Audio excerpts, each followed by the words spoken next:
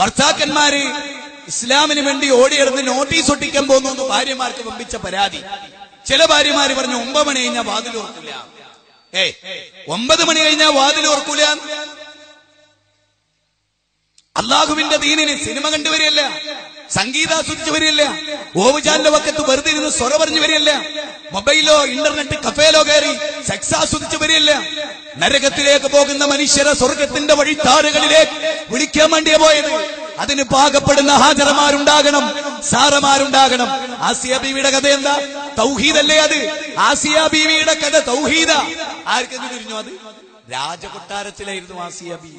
മുസ്ലിം ഉമ്മത്ത് ശരിക്കും മനസ്സിലാക്കുക, രാജകൊട്ടാരത്തിലെ അന്ന് കിട്ടാവുന്നതിൽ വെച്ച് ഏറ്റവും മെച്ചപ്പെട്ട സ്ഥാനം, സുബ്ഹാനല്ലാഹ് അല്ലേ, അന്ന് കിട്ടാവുന്നതിൽ വെച്ച് ഏറ്റവും മെച്ചപ്പെട്ട സ്ഥാനം. ഒരു രാജ്യം ഭരിച്ചിരുന്ന ഭരണാധികാരിയുടെ ഭാര്യ. അവിടെ നിന്നാണ് മൂസാ നബിയുടെ വയല്, മൂസാ നബിയുടെ പ്രസംഗം ആസിയ ബീവിക്ക് ക്ലിക്ക് ചെയ്യാണ്. ഭർത്താവിന്റെ തൊട്ടപ്പുറത്ത് രാജകീയ കസേരയിൽ രാജ്ഞിയിട്ടിരിക്കണാര്? ആസിയ ബീവി. ആ മഹാസദസ്സിൽ അല്ലേ, ഖുർആൻ എങ്ങനെയല്ലേ പറ, ആ മഹാസദസ്സിൽ ഫിറൗനിന്റെ തൊട്ടപ്പുറത്ത് ഫിറൗനിനോട് ചേർന്ന് കസേരയിട്ട് അവിടെ ഇരിക്കുകയാണ് ആസിയ ബീവി. മൂസാ നബിയുടെ പ്രഭാഷണവും ഫിറൗനിന്റെ ഖണ്ഡനവും എല്ലാം കേട്ടു ആസിയ ബീവിയുടെ മനസ്സിൽ. നോക്ക്, ഫിറൗനിന്റെ കൂടെ ശരീരം പങ്കുവെച്ച ആസിയ ബീവി, ആസിയ ബീവിനോടുള്ള ഇഷ്ടം കൊണ്ട് ആണിനെ പോറ്റൂലെന്ന് തീരുമാനിച്ചിട്ട് പോലും മൂസാ നബിയെ പോറ്റിയ അവിടെ ഇല്ലേ വലിയൊരു തത്വം. നമ്മളൊക്കെ പലപ്പോഴും വിചാരിക്കുന്ന അവരോടൊപ്പം ചേർന്ന എന്താ? നോക്ക്, മൂസാ നബീനെ ഫിറൗന്റെ കയ്യിൽ അള്ളാഹു കൊടുത്ത്, മൂസാ നബീന്റെ നാശത്തിന് കാരണക്കാരനാകാൻ പോകുന്ന മൂസാ നബിയെ ഫിറൗന്റെ കയ്യിൽ കൊടുത്ത് വളർത്തി. അതാ അല്ലാഹു ഖൈറുൽ മാക്കിരീൻ. അതുകൊണ്ട് ചില കാര്യങ്ങളൊക്കെ കേൾക്കുമ്പോൾ വല്ലാത്തൊരു ടെൻഷനൊന്നും ആർക്കും വേണ്ട. പിന്നെ മനുഷ്യനാണ്, ഭാവി അറിയാത്തതുകൊണ്ട് എന്താവും എന്നുള്ളൊരു ആധിക്യം ഉണ്ടാവും. അത് അള്ളയും ഇസ്ലാമൊക്കെ അനുവദിച്ചാൽ. പക്ഷെ അതൊന്നും ഈമാനിന് കൂട്ടം തട്ടിക്കരുത് എന്ന് മാത്രം. മക്കള് മരിച്ചു എന്ന് പറഞ്ഞാൽ കരച്ചിലുണ്ടാവും. മക്കള് മരിക്കണമെന്നില്ല, മക്കൾക്കൊരു മുറി പറ്റിയ കരയില്ല. എന്തിന്? നമുക്ക് ഇഷ്ടപ്പെട്ട ഒരു സുഹൃത്ത് ഒരു നാട്ടിൽ നിന്ന് പോവുക എന്ന് പറഞ്ഞാൽ അതിനറിയില്ല. അതൊക്കെ അള്ളാഹ് അനുവദിച്ച കാരുണ്യത്തിന്റെ ഭാഗം. അതല്ലേ ഞാൻ പറഞ്ഞു. അത് കേൾക്കുമ്പോഴേക്ക് കയറെടുത്ത് അങ്ങോട്ട് ചാടി, അവിടുന്ന് വേഗെടുത്ത് ഇങ്ങോട്ട് പോയി, അവിടുന്ന് ഇങ്ങോട്ട് പോയി. അതൊന്നും വിശ്വാസികൾക്ക് ചേർന്നത്, ഒന്നും മുഅ്മിനുകൾക്ക് ചേർന്നതല്ല. ജീവിതത്തിൽ ഒരു കയറ് കെട്ടി തൂങ്ങി മരിച്ചു കളയാ, വിഷം കുടിച്ചു മരിച്ചു കളയാ, അതൊന്നും വിശ്വാസികളെ നമുക്ക് പറഞ്ഞതല്ല. ഖാലിദൻ മുഖല്ലദൻ ഫീഹി അബദാ. ഒരിക്കലും ആ 3 പദപ്രയോഗം എന്താ അറിയോ? 3 ഒരേ കാര്യം തന്നെ പറയും. എന്നെന്നും നരകാവകാശികളായിരിക്കും നിങ്ങൾ, ഒരിക്കലും രക്ഷപ്പെടൂല. അപ്പൊ കരച്ചിലും പിടിച്ചിലും ഒക്കെ മനുഷ്യ സഹജമാണ്. പക്ഷേ ഒന്നും കൺട്രോൾ വിടൽ ഒരു മുഅ്മിന് പാടില്ല. ആസിയ ബീവി പിന്നെ പറഞ്ഞ എന്താ? പടച്ചോനെ, ഇന്ദക ബൈതൻ ഫിൽ ജന്ന, എനിക്ക് ഈ കൊട്ടാരം ഇതൊന്നും വേണ്ട, എനിക്ക് അവിടെ ഒരു വീട് മതി. അവിടെ വീട് ഉണ്ടാക്കാൻ വേണ്ടി ശ്രമിച്ചോളി, അവിടെ വീട് കിട്ടാൻ വേണ്ടി ശ്രമിച്ചോളൂ എന്നാ പറയും. അതുകൊണ്ട് ഞാൻ വളരെ പ്രധാനമായി പറയുന്നു, അഖീദയിലെ ഈ ഒരു വശം ഞാൻ ആ ഭാഗം അങ്ങനെ വിടുന്നു. രണ്ടാമതായി പ്രവാചകന്മാരാണ്. ഞാന് മെനയാന്ന് ഒരാള് ഒരുപാട് സമയം, ഒരു സുന്നി പ്രവർത്തകനാണ്, ഒരുപാട് സമയം സംസാരം എന്താണ്? മഹാന്മാരെ വിളിച്ചുകൂടെ എന്നുള്ളതാണ് വിഷയം. മഹാന്മാരായ ആളുകൾ, മരിച്ചുപോയ മഹാന്മാരായ ആളുകൾ, അവരെ വിളിച്ചു തേടിയാൽ എന്താ അതിലെ തകരാറ്, എന്താ അതിലെ കുഴപ്പം? അങ്ങനൊക്കെ ചരിത്രത്തിൽ ഉണ്ടായിട്ടുണ്ടല്ലോ, സംഭവങ്ങളൊക്കെ ഉണ്ടല്ലോ എന്നൊക്കെയാണ് ചോദ്യം. അവിടെയാണ് നമ്മൾ ചില കാര്യങ്ങൾ ഗൗരവമായി മനസ്സിലാക്കുന്നത്. എന്താ? ഞാൻ നിങ്ങളോട് ഇവിടെ ഇരുന്നു ഈ കഞ്ഞിപ്പുരയിലുള്ള മുസ്ലിമീങ്ങളോട്, ഏത് പ്രസ്ഥാനത്തിൽപ്പെട്ടു, ഖുർആൻ ഒരാവർത്തി എല്ലാരും കൂടി ഇരുന്നൊരു മധ്യസ്ഥന്റെ തീരുമാനത്തിൽ വായിക്കാൻ തയ്യാറാണ്, ഓതി അർത്ഥം പറയാൻ. എന്നാൽ ഞാൻ പറയുന്ന ഇവിടെ മുജാഹിദുകൾ പറയുന്നതാണ് സത്യം എന്ന് ലോകം അംഗീകരിക്കേണ്ടത്. അതെന്താ?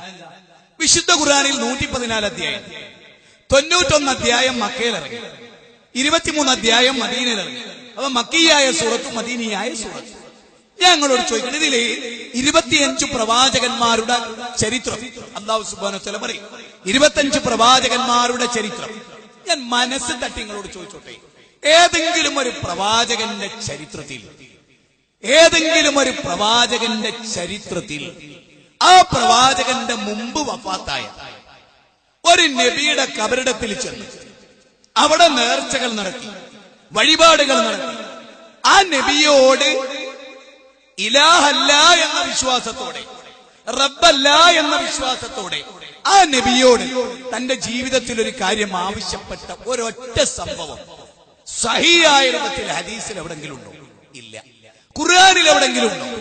ഞാൻ പലപ്പോഴും അയാളോട് ചോദിച്ചു, ഇന്നലെ എന്നോട് സംസാരിച്ചു എന്ന് കക്ഷിയോട് ചോദിച്ചു, പ്രവാചകന്മാരെ അംഗീകരിക്കുന്നുണ്ടോ? പിന്നല്ലേ അതെ, പ്രവാചകന്മാരെ അംഗീകരിക്കാത്തൊരു സുന്നിയാവൂ എന്നായിരുന്നു. ശരി, പ്രവാചകന്മാരുടെ ജീവിതത്തെ അംഗീകരിക്കുന്നുണ്ടോ? ജീവിതത്തെ അംഗീകരിക്കുന്നുണ്ട്. പ്രവാചകന്മാരാണ് നമ്മുടെ മാതൃക അംഗീകരിക്കുന്നുണ്ടോ? അംഗീകരിക്കുന്നുണ്ട്. പ്രവാചകന്മാരാണ് നമ്മുടെ റോൾ മോഡൽ എന്ന് അംഗീകരിക്കുന്നുണ്ടോ? അംഗീകരിക്കുന്നുണ്ട്. പ്രവാചകന്മാർ പഠിപ്പിച്ചതാണ് ദീൻ എന്ന് അംഗീകരിക്കുന്നുണ്ടോ? ഉണ്ട്. എങ്കിൽ ഒരു ചോദ്യമുണ്ട് എനിക്ക് എന്ന് ഞാൻ അയാളോട് പറഞ്ഞു. ഞാൻ ഇങ്ങനെ പറയണമെന്നറിയാം, നമ്മളൊക്കെ ഒന്ന് പഠിക്കുക. ഇന്നും നടക്കുന്നത് എന്താ? ശിർക്കല്ലേ മുസ്ലിം ഉമ്മത്തിൽ പ്രചരിപ്പിച്ചുകൊണ്ടിരിക്കുന്നു, പ്രസംഗിച്ചുകൊണ്ടിരിക്കുന്നു. പൂടമംഗലം ഇവിടെ ഞാൻ അലവി സഖാബി എന്നിട്ട് എന്താ? ശിർക്ക് സ്ഥാപിക്കാനല്ലേ വന്നത്? കുഫ്ർ സ്ഥാപിക്കാനല്ലേ വന്നത്? ദീന് പഠിപ്പിക്കാനാ വന്നത്? മതം പഠിപ്പിക്കാനാ വന്നത്? അള്ളാഹുവിലേക്ക് മനുഷ്യരെ അടുപ്പിക്കാനാണോ വന്നത്? അള്ളാഹുവിൽ നകറ്റി പടപ്പുകൾ തന്നെ നമുക്ക് എല്ലാത്തിനും മതി എന്ന് പഠിപ്പിക്കാനല്ലേ വന്നത്? അല്ലേ? അള്ളഹാനോട് വിളിച്ചാൽ കിട്ടുന്നതിനേക്കാൾ വേഗത്തിൽ വൈദീശയോട് വിളിച്ചാൽ കിട്ടുന്നല്ലേ അമ്പലക്കടവ് അബ്ദുൽ ഹമീദ് വൈസി പറഞ്ഞു? അല്ലേ? അയാളെ ക്ലിപ്പിംഗ് നിങ്ങളൊക്കെ കേട്ടല്ലേ? അള്ളഹാനോട് ചോദിക്കുന്നതിനേക്കാൾ വേഗത്തിൽ മൊയ്തീശയോട് വിളിച്ചാൽ കിട്ടും. ഏതുപോലെ ലോക്കൽ KSRTC പോകുന്ന പോലെയാണ് അള്ളഹാനോടുള്ള ചോദ്യം. ബെൻസ് കാറിൽ പോകുന്നതിന് തുല്യാണ് മൊയ്തീശയോടുള്ളതെന്ന് അയാൾ പച്ച മലയാളത്തിൽ പ്രസംഗിച്ചല്ലേ? ഇന്നും അയാൾ ജീവിച്ചിരിപ്പില്ലേ? ഇന്നും ആ ക്ലിപ്പിംഗ് ജീവിച്ചിരിപ്പില്ലേ? എന്തുണ്ടായൊക്കെ പറയാം. നേരെ മറിച്ച് നിങ്ങൾ ഇവിടെ ഒന്ന് ചിന്തിക്ക്.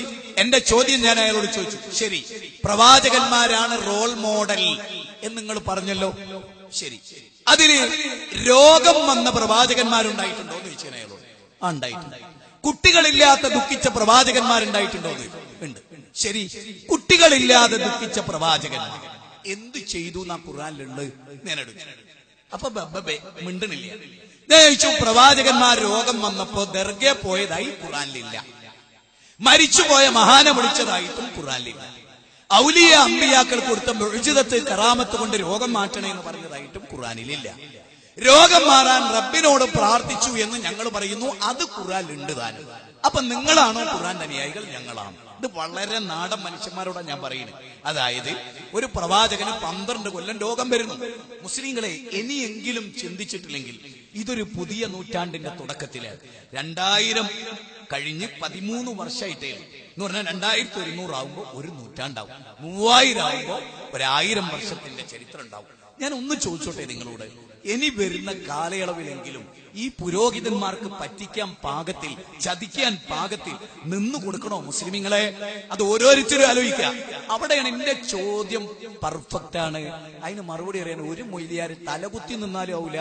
ഇനി 2 കെട്ട് തുണി വെച്ചിട്ട് തലയെ കെട്ടി തായോട്ട് വാലാട് തൂങ്ങിയാലും ഇതിന് മറുപടി അറിയാൻ കഴിയില്ല. അതെന്താ? ആ ചോദ്യം എന്താ? യാക്കൂബ് നബി അലൈഹിസ്സലാമും അയ്യൂബ് നബിയുടെ ജീവിതത്തിലെയും 2 സംഭവങ്ങൾ ഞാൻ പറയാം. ഒന്ന്, സർവ്വസാധാരണമായി ഇപ്പൊ നമ്മുടെ നാട്ടിൽ നടക്കുന്ന ഒരു കാര്യമാണ് കുട്ടികളെ മിസ്സാകുക, മക്കളെ കാണാതാകുക, മക്കളെ നാട് വിട്ടുപോവുക, അല്ലെ മക്കളെ തട്ടിക്കൊണ്ടുപോവുക, മക്കളെ ആരെങ്കിലും കൊണ്ടുപോയി കൊല്ലുക, ഇങ്ങനെ തുടങ്ങി മക്കളെ നഷ്ടപ്പെടുക. ഇങ്ങനൊരു ചരിത്രം അല്ലാഹു ഖുർആനിൽ പറയുന്നുണ്ട്. യാക്കൂബ് നബിയുടെ മകനെ നഷ്ടപ്പെട്ടതായി സൂറത്ത് യൂസുഫിൽ അല്ലാഹു പറയുന്നു. നമ്മൾ ചിന്തിക്കേണ്ട പോയിന്റാണ്. സൂറത്ത് യൂസുഫിൽ അല്ലാഹു സുബ്ഹാനഹു വ തആല യാക്കൂബ് നബിയുടെയും യൂസുഫ് നബിയുടെയും കഥ പറയുന്നത് എന്തിനാ? അഥവാ ആ ചരിത്രം നമുക്ക് വിശദീകരിച്ചിരുന്നത് എന്തിനാ? അങ്ങനെ ജീവിക്കാനാണോ അല്ല അതിനെതിരായി പ്രവർത്തിക്കാനാണോ? ഇത് മാന്യമായൊരു ചോദ്യമാണ്. ഇതൊരു വിമർശനമല്ല, ഇതൊരു മാന്യമായ ചോദ്യമാണ്. ഒരു പ്രവാചകന് മകനെ നഷ്ടപ്പെട്ടപ്പോൾ അദ്ദേഹം എന്തു ചെയ്തു എന്നത് മുസ്ലിമീങ്ങൾക്ക് മാതൃകയല്ലേ? വജഅൽനാഹും അയിമ്മത്തൻ യഹ്ദൂന ബിഅംരിനാ ഫൗഹൈനാ ഇലൈഹിം ഫീലൽ ഖൈറാത്ത് എന്നതിന് പിന്നെ എന്ത് വിലയുള്ളത്? എന്ത് വിലയുള്ളത്?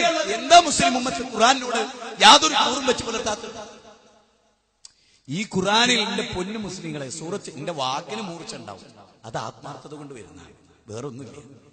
ഞാനുമായി ഒന്ന് അടുത്തു നോക്ക്, എന്നുമായി ഒരു കൂട്ടുകെട്ട് കെട്ടി നോക്ക്. ഞാൻ പറയുന്നത് ആദർശം പറയുമ്പോൾ മയപ്പെടുത്താൻ വയ്യ. എന്റെ ശബ്ദത്തിനോ ഭാവത്തിനോ ഒച്ചക്കോ വ്യത്യാസം വരുന്നുണ്ടെങ്കിൽ നരകമെന്ന യാഥാർത്ഥ്യത്തെ ഒരിക്കലും കള്ളം പറയാത്ത റസൂൽ നമുക്ക് പറഞ്ഞു തന്നു എന്നതുകൊണ്ടാണ്. നമ്മളെ ഏറ്റവും സ്ട്രൈക്ക് ചെയ്ത് എന്താണെന്നറിയുന്നത്? ജീവിതത്തിലൊരു ശത്രു പോലും മുഹമ്മദ് നബി കള്ളം പറയുന്നു പറഞ്ഞിട്ടില്ല. ഒരു ശത്രുവിന് പറയേണ്ട ഘട്ടത്തിൽ പോലും പറയാൻ കഴിഞ്ഞിട്ടില്ല. ഇറാഖിലെ ചക്രവർത്തിയുടെ മുമ്പിൽ നബി കള്ളം പറയുന്ന ആളാന്ന് പറഞ്ഞാൽ അവിടുത്തെ മുസ്ലിങ്ങളെ കഥ അന്ന് കഴിയുമായിരുന്നു. എന്നിട്ട് പോലും അബൂ സുഫിയാന്റെ നാവ് ചലിച്ചില്ല നബി കള്ളം പറയുന്നു പറയാൻ. ആ മഹൽ വ്യക്തിയാ പറയണേ, ആരിങ്ങളെ ചതിച്ചാലും ഞങ്ങളെ ചതിക്കൂല, ആരിങ്ങളോട് കള്ളം പറഞ്ഞാൽ ഞങ്ങളോട് കള്ളം പറയില്ല, നരകം സത്യമാണ്. വന്നാറു മിസ്ലു ദാലിക്. ഒരു ചെരുപ്പിന്റെ വള്ളി നിങ്ങളുടെ വിരലിൽ എത്ര ചേർന്ന് നിൽക്കുന്നുവോ അത്ര സ്വർഗ്ഗം അടുത്തുണ്ട്. വന്നാറു മിസ്ലു ദാലിക്. നരകവും അങ്ങനെ തന്നെ. ആ നരകത്തിൽ നിന്ന് എല്ലാരും രക്ഷപ്പെടണം. മുജാഹിദുകളും സുന്നികളും ജമാഅത്ത് മുസ്ലിങ്ങളായ എല്ലാരും ആ നരകത്തിൽ നിന്ന് രക്ഷപ്പെടണം. ഈ ആഗ്രഹം കൊണ്ടാ പറയണേ. ഒന്ന് ആലോചിച്ചു നോക്ക്. അവിടെ ഞാൻ ചോദിക്കുന്നത്, ഒരു സൂറത്ത് അംബിയായിലെ 73-ാമത്തെ വചനം നിങ്ങൾ കേൾപ്പിച്ച് എന്താ അതിന്റെ അർത്ഥം എന്നറിയോ നിങ്ങൾക്ക്? ഞാൻ തെരഞ്ഞെടുത്ത പ്രവാചകന്മാർ, അവർക്ക് ഞാൻ ഹിദായത്ത് നൽകി, നിങ്ങൾ അവരെയാണ് പിന്തുടരേണ്ടത്, അവർക്ക് നാം വഹി നൽകുകയാണ് എന്താണ് ഇസ്ലാം എന്ന്. അതുകൊണ്ട് നിങ്ങൾ ബേജാറാകണ്ട. അവർ ഊഹിച്ചു പറഞ്ഞതല്ല, ധാരണ പറഞ്ഞതല്ല, എന്താണ് ദീനെന്ന് നാം അവർക്ക് വഹി നൽകുകയാണ്. അതുകൊണ്ട് നിങ്ങൾ ഭയപ്പാടില്ലാതെ ആ പ്രവാചകന്മാർ പഠിപ്പിച്ച പോലെ ജീവിച്ചോളി എന്ന് അള്ളാഹ് പറഞ്ഞാൽ ഒരൊറ്റ നബിയെ APK സുന്നി അംഗീകരിച്ചില്ല എന്ന് ഞാൻ തെളിയിച്ചു തരാം. ഒരു നബീനെ അനുസരിച്ചിട്ടില്ല നിങ്ങളെന്ന് ഞാൻ 10 മിനിറ്റ് കൊണ്ട് തെളിയിച്ചു തരാം. ഒരു കാര്യത്തിൽ പോലും ഒരു പ്രവാചകനെയും ജീവിതത്തിൽ 1 മിനിറ്റ് പോലും നിങ്ങൾ അംഗീകരിച്ചിട്ടില്ല എന്ന് ഞാൻ തെളിയിച്ചു തരാം.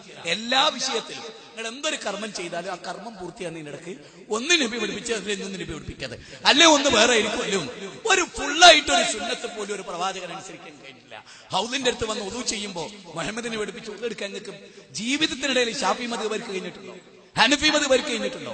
മദ്ഹബി പക്ഷപാതികൾ കഴിഞ്ഞിട്ടുണ്ടോ? മുത്തുനബി ഒന്നെടുത്ത പോലെ ഒന്ന് ഒന്നെടുക്കാൻ കഴിഞ്ഞിട്ടില്ല. ഒരു വുളു ചെയ്യാൻ പോലും ഈ ഉമ്മത്തിന് നബിയെ പൂർണ്ണമായി അനുസരിക്കാൻ കഴിഞ്ഞിട്ടില്ല സല്ലല്ലാഹു അലൈഹി വസല്ലം. അതുകൊണ്ട് ഇനി ഞാൻ പറയുന്നത്, പടച്ചോനെ ഓർത്തിട്ട്, പടച്ച റബ്ബിനെ ഓർത്തിട്ട് മരണം തൊണ്ടക്കുഴിയിലെത്തുന്ന എന്ന് പറയുന്ന കണങ്കാലും കൂടിപ്പണയുന്ന ആ ഒരു സമയല്ലേ മക്കളെ, ആ ഒരു സമയത്ത് ഓർത്തിട്ടെങ്കിലും ആ കണങ്കാലും കൂടിപ്പണഞ്ഞ് മരണമുറപ്പാകുന്ന ആ ഘട്ടത്തെ ഓർത്തെങ്കിലും എന്ന് ഞാൻ പറയുന്നത് നിങ്ങൾ ശരിക്കും ഓർക്കണം. നോക്ക്, ഒരു പ്രവാചകന് മകനെ നഷ്ടപ്പെടുകയാണ്. അള്ളാഹുവിനെ ഏറ്റവും ഇഷ്ടപ്പെട്ട ഒരു പ്രവാചകനാകാൻ പോകുന്ന യൂസുഫ് നബിയെ നഷ്ടപ്പെടുകയാണ്. എന്താ ശരിക്കുണ്ടായത്? യാക്കൂബ് നബിക്ക് മുമ്പ് ഒരുപാട് പ്രവാചകന്മാർ കഴിഞ്ഞു പോയിട്ടുണ്ട്. ഒരുപാട് പ്രവാചകന്മാർ ഈ മണ്ണിൽ അന്ത്യവിശ്രമം കൊള്ളുന്നുണ്ട്. യാക്കൂബ് നബി മകനെ നഷ്ടപ്പെട്ടപ്പോ ഏതെങ്കിലും ഒരു നബിയുടെ ദർഗയിലേക്ക് നേർച്ച നേർന്നു? ഏതെങ്കിലും ഒരു നബിയുടെ ദർഗയിലെത്തിയോ? ഏതെങ്കിലും ഒരു ക്ഷേത്രത്തിൽ നേർച്ച നേർന്നോ? പറയണം. നിങ്ങൾക്ക് എവിടെ നിന്ന് കിട്ടി ഇത്? നിങ്ങൾ ഈ ചെയ്യുന്ന ചര്യ നിങ്ങൾക്ക് എവിടെ നിന്ന് കിട്ടി? ഏത് മതമാണ് നിങ്ങളത് പഠിപ്പിച്ചത്? സഹോദര, യാക്കൂബ് നബി മകനെ നഷ്ടപ്പെട്ടു എന്ന് പറഞ്ഞ മക്കൾ വന്നപ്പോ അദ്ദേഹം ചെയ്തത് എന്താ? അള്ളാഹ് പറയട്ടെ, എന്താ അള്ളാഹ് പറഞ്ഞത് നമുക്ക് കേട്ടാൽ? എന്താ പടച്ചോൻ പറഞ്ഞത് നമ്മൾ എന്താ കേൾക്കാത്തത്? എന്ത് പറ്റി നമുക്ക്? ഈ ഉമ്മത്തിന്റെ ഒരു അവസ്ഥാവിശേഷം നിങ്ങൾ ചിന്തിച്ചു നോക്ക്. അള്ളാഹ് പറയാണ്, യാക്കൂബ് നബി യൂസുഫ് നബീനെ നഷ്ടപ്പെട്ടപ്പോ ചെയ്തത് ഇന്നതൊക്കെയാണ്. അതെങ്കിലും അംഗീകരിക്കാൻ ഒരു നല്ല മനസ്സെങ്കിലും നമുക്ക് ഉണ്ടായിക്കൂടെ? ഇവിടെ നമ്മൾ സാധാരണ ചെയ്യലെന്താ? മക്കളെ നഷ്ടപ്പെട്ട പോലീസ് സ്റ്റേഷനിൽ പറയും അതൊരു ഭൗതിക കാര്യമാണ് അല്ലേ, അത് കാര്യകാരണ ബന്ധത്തിനുള്ളൊരു കാര്യമാണ്. എന്നാല് കുട്ടി നഷ്ടപ്പെട്ടു എന്ന് കേൾക്കുമ്പോഴേക്ക് ആമിനത്താത്തന്റെ മനസ്സിന്നൊരു സംഗതി, എന്റെ ബദരീങ്ങളെ, എന്റെ കുട്ടി എന്ന് പറയുമ്പോ എന്താണ് ആയിഷത്ത അതുകൊണ്ട് ഉദ്ദേശിക്കുന്നത്? എന്താണ് ആയിഷത്ത നിങ്ങൾ അതുകൊണ്ട് ഉദ്ദേശിക്കുന്നത്? നിങ്ങളുടെ കുട്ടി നഷ്ടപ്പെട്ട് അറിയുകയും കാണുകയും ചെയ്യുന്ന ബദരീങ്ങൾ കുട്ടി രക്ഷപ്പെടുത്തുന്നല്ലേ ആമിനത്താത്ത നിങ്ങൾ വിശ്വസിക്കുന്നത്? കഴിഞ്ഞില്ലേ ആമിനത്താത്ത? അതോടുകൂടി നരകം ഉറപ്പായില്ലേ? എന്ത് മഫ്തിട്ടിട്ടെന്താ, എന്ത് പർദ്ദ ധരിച്ചിട്ടെന്താ, നിസ്കാരത്തിന്റെ തയമ്പ് കാലിലും നെറ്റിത്തടത്തിലും ഉണ്ടായിട്ട് എന്തായി താത്ത? കഴിഞ്ഞില്ലേ കഥ? ഇന്നഹു മയ്യുശ്രികു ബില്ലാഹ് ഫഖദ് ഹറമല്ലാഹു അലൈഹിൽ ജന്ന. കഴിഞ്ഞില്ലേ? ആ സ്വർഗ്ഗം എന്നേക്കുമായി നഷ്ടപ്പെട്ടില്ലേ? ഫമൻ സുഹസിയ അനിന്നാർ വഉദ്ഖിലൽ ജന്ന ഫഖദ് ഫാസ് വമൽ ഹയാത്തുദ് ദുനിയ ഇല്ലാ മതാഉൽ ഗുറൂർ. സൂറത്ത് ആൽ ഇംറാനിലെ 185-ാമത്തെ വചനം.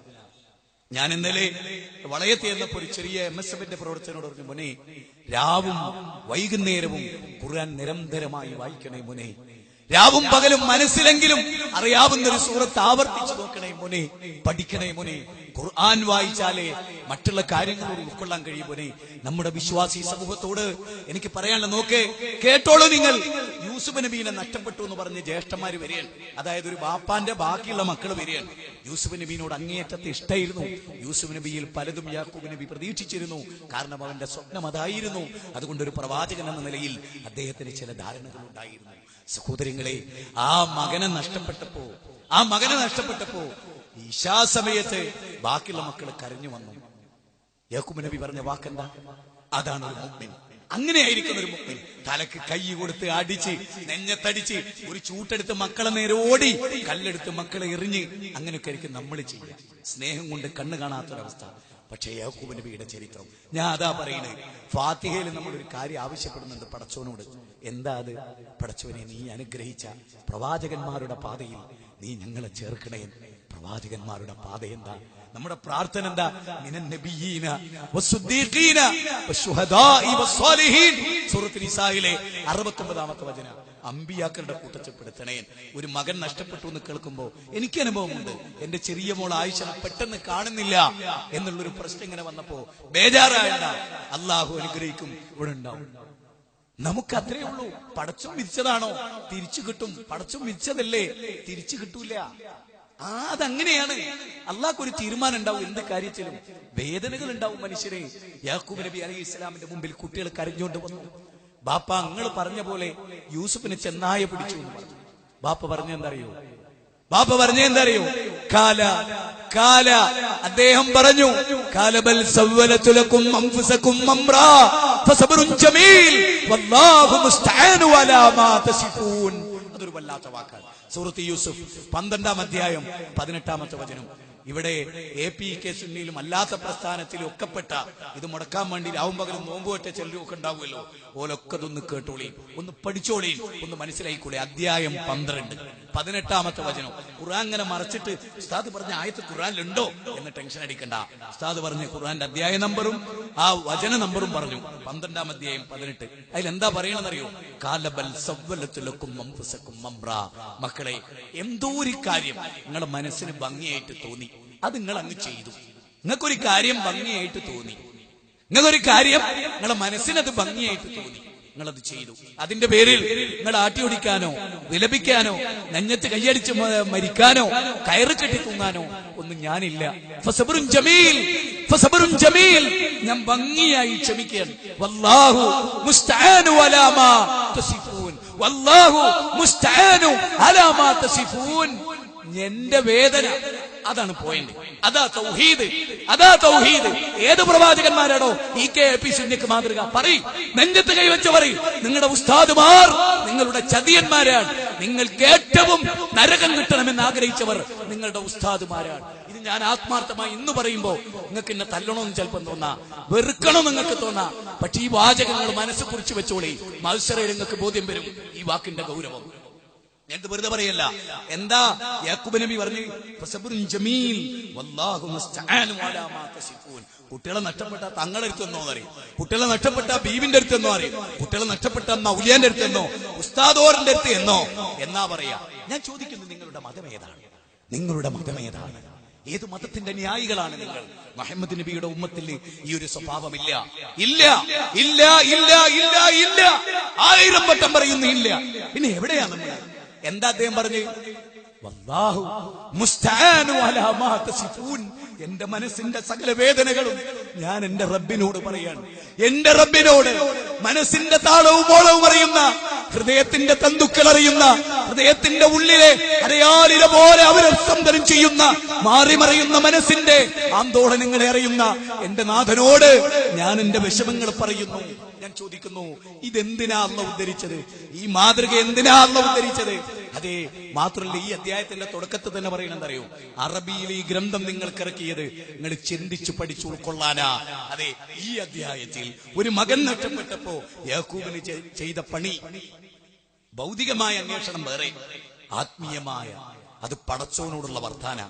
ആ പടച്ചോനോടുള്ള വർത്താനം മനസ്സ് തട്ടേണ്ട വർത്താന.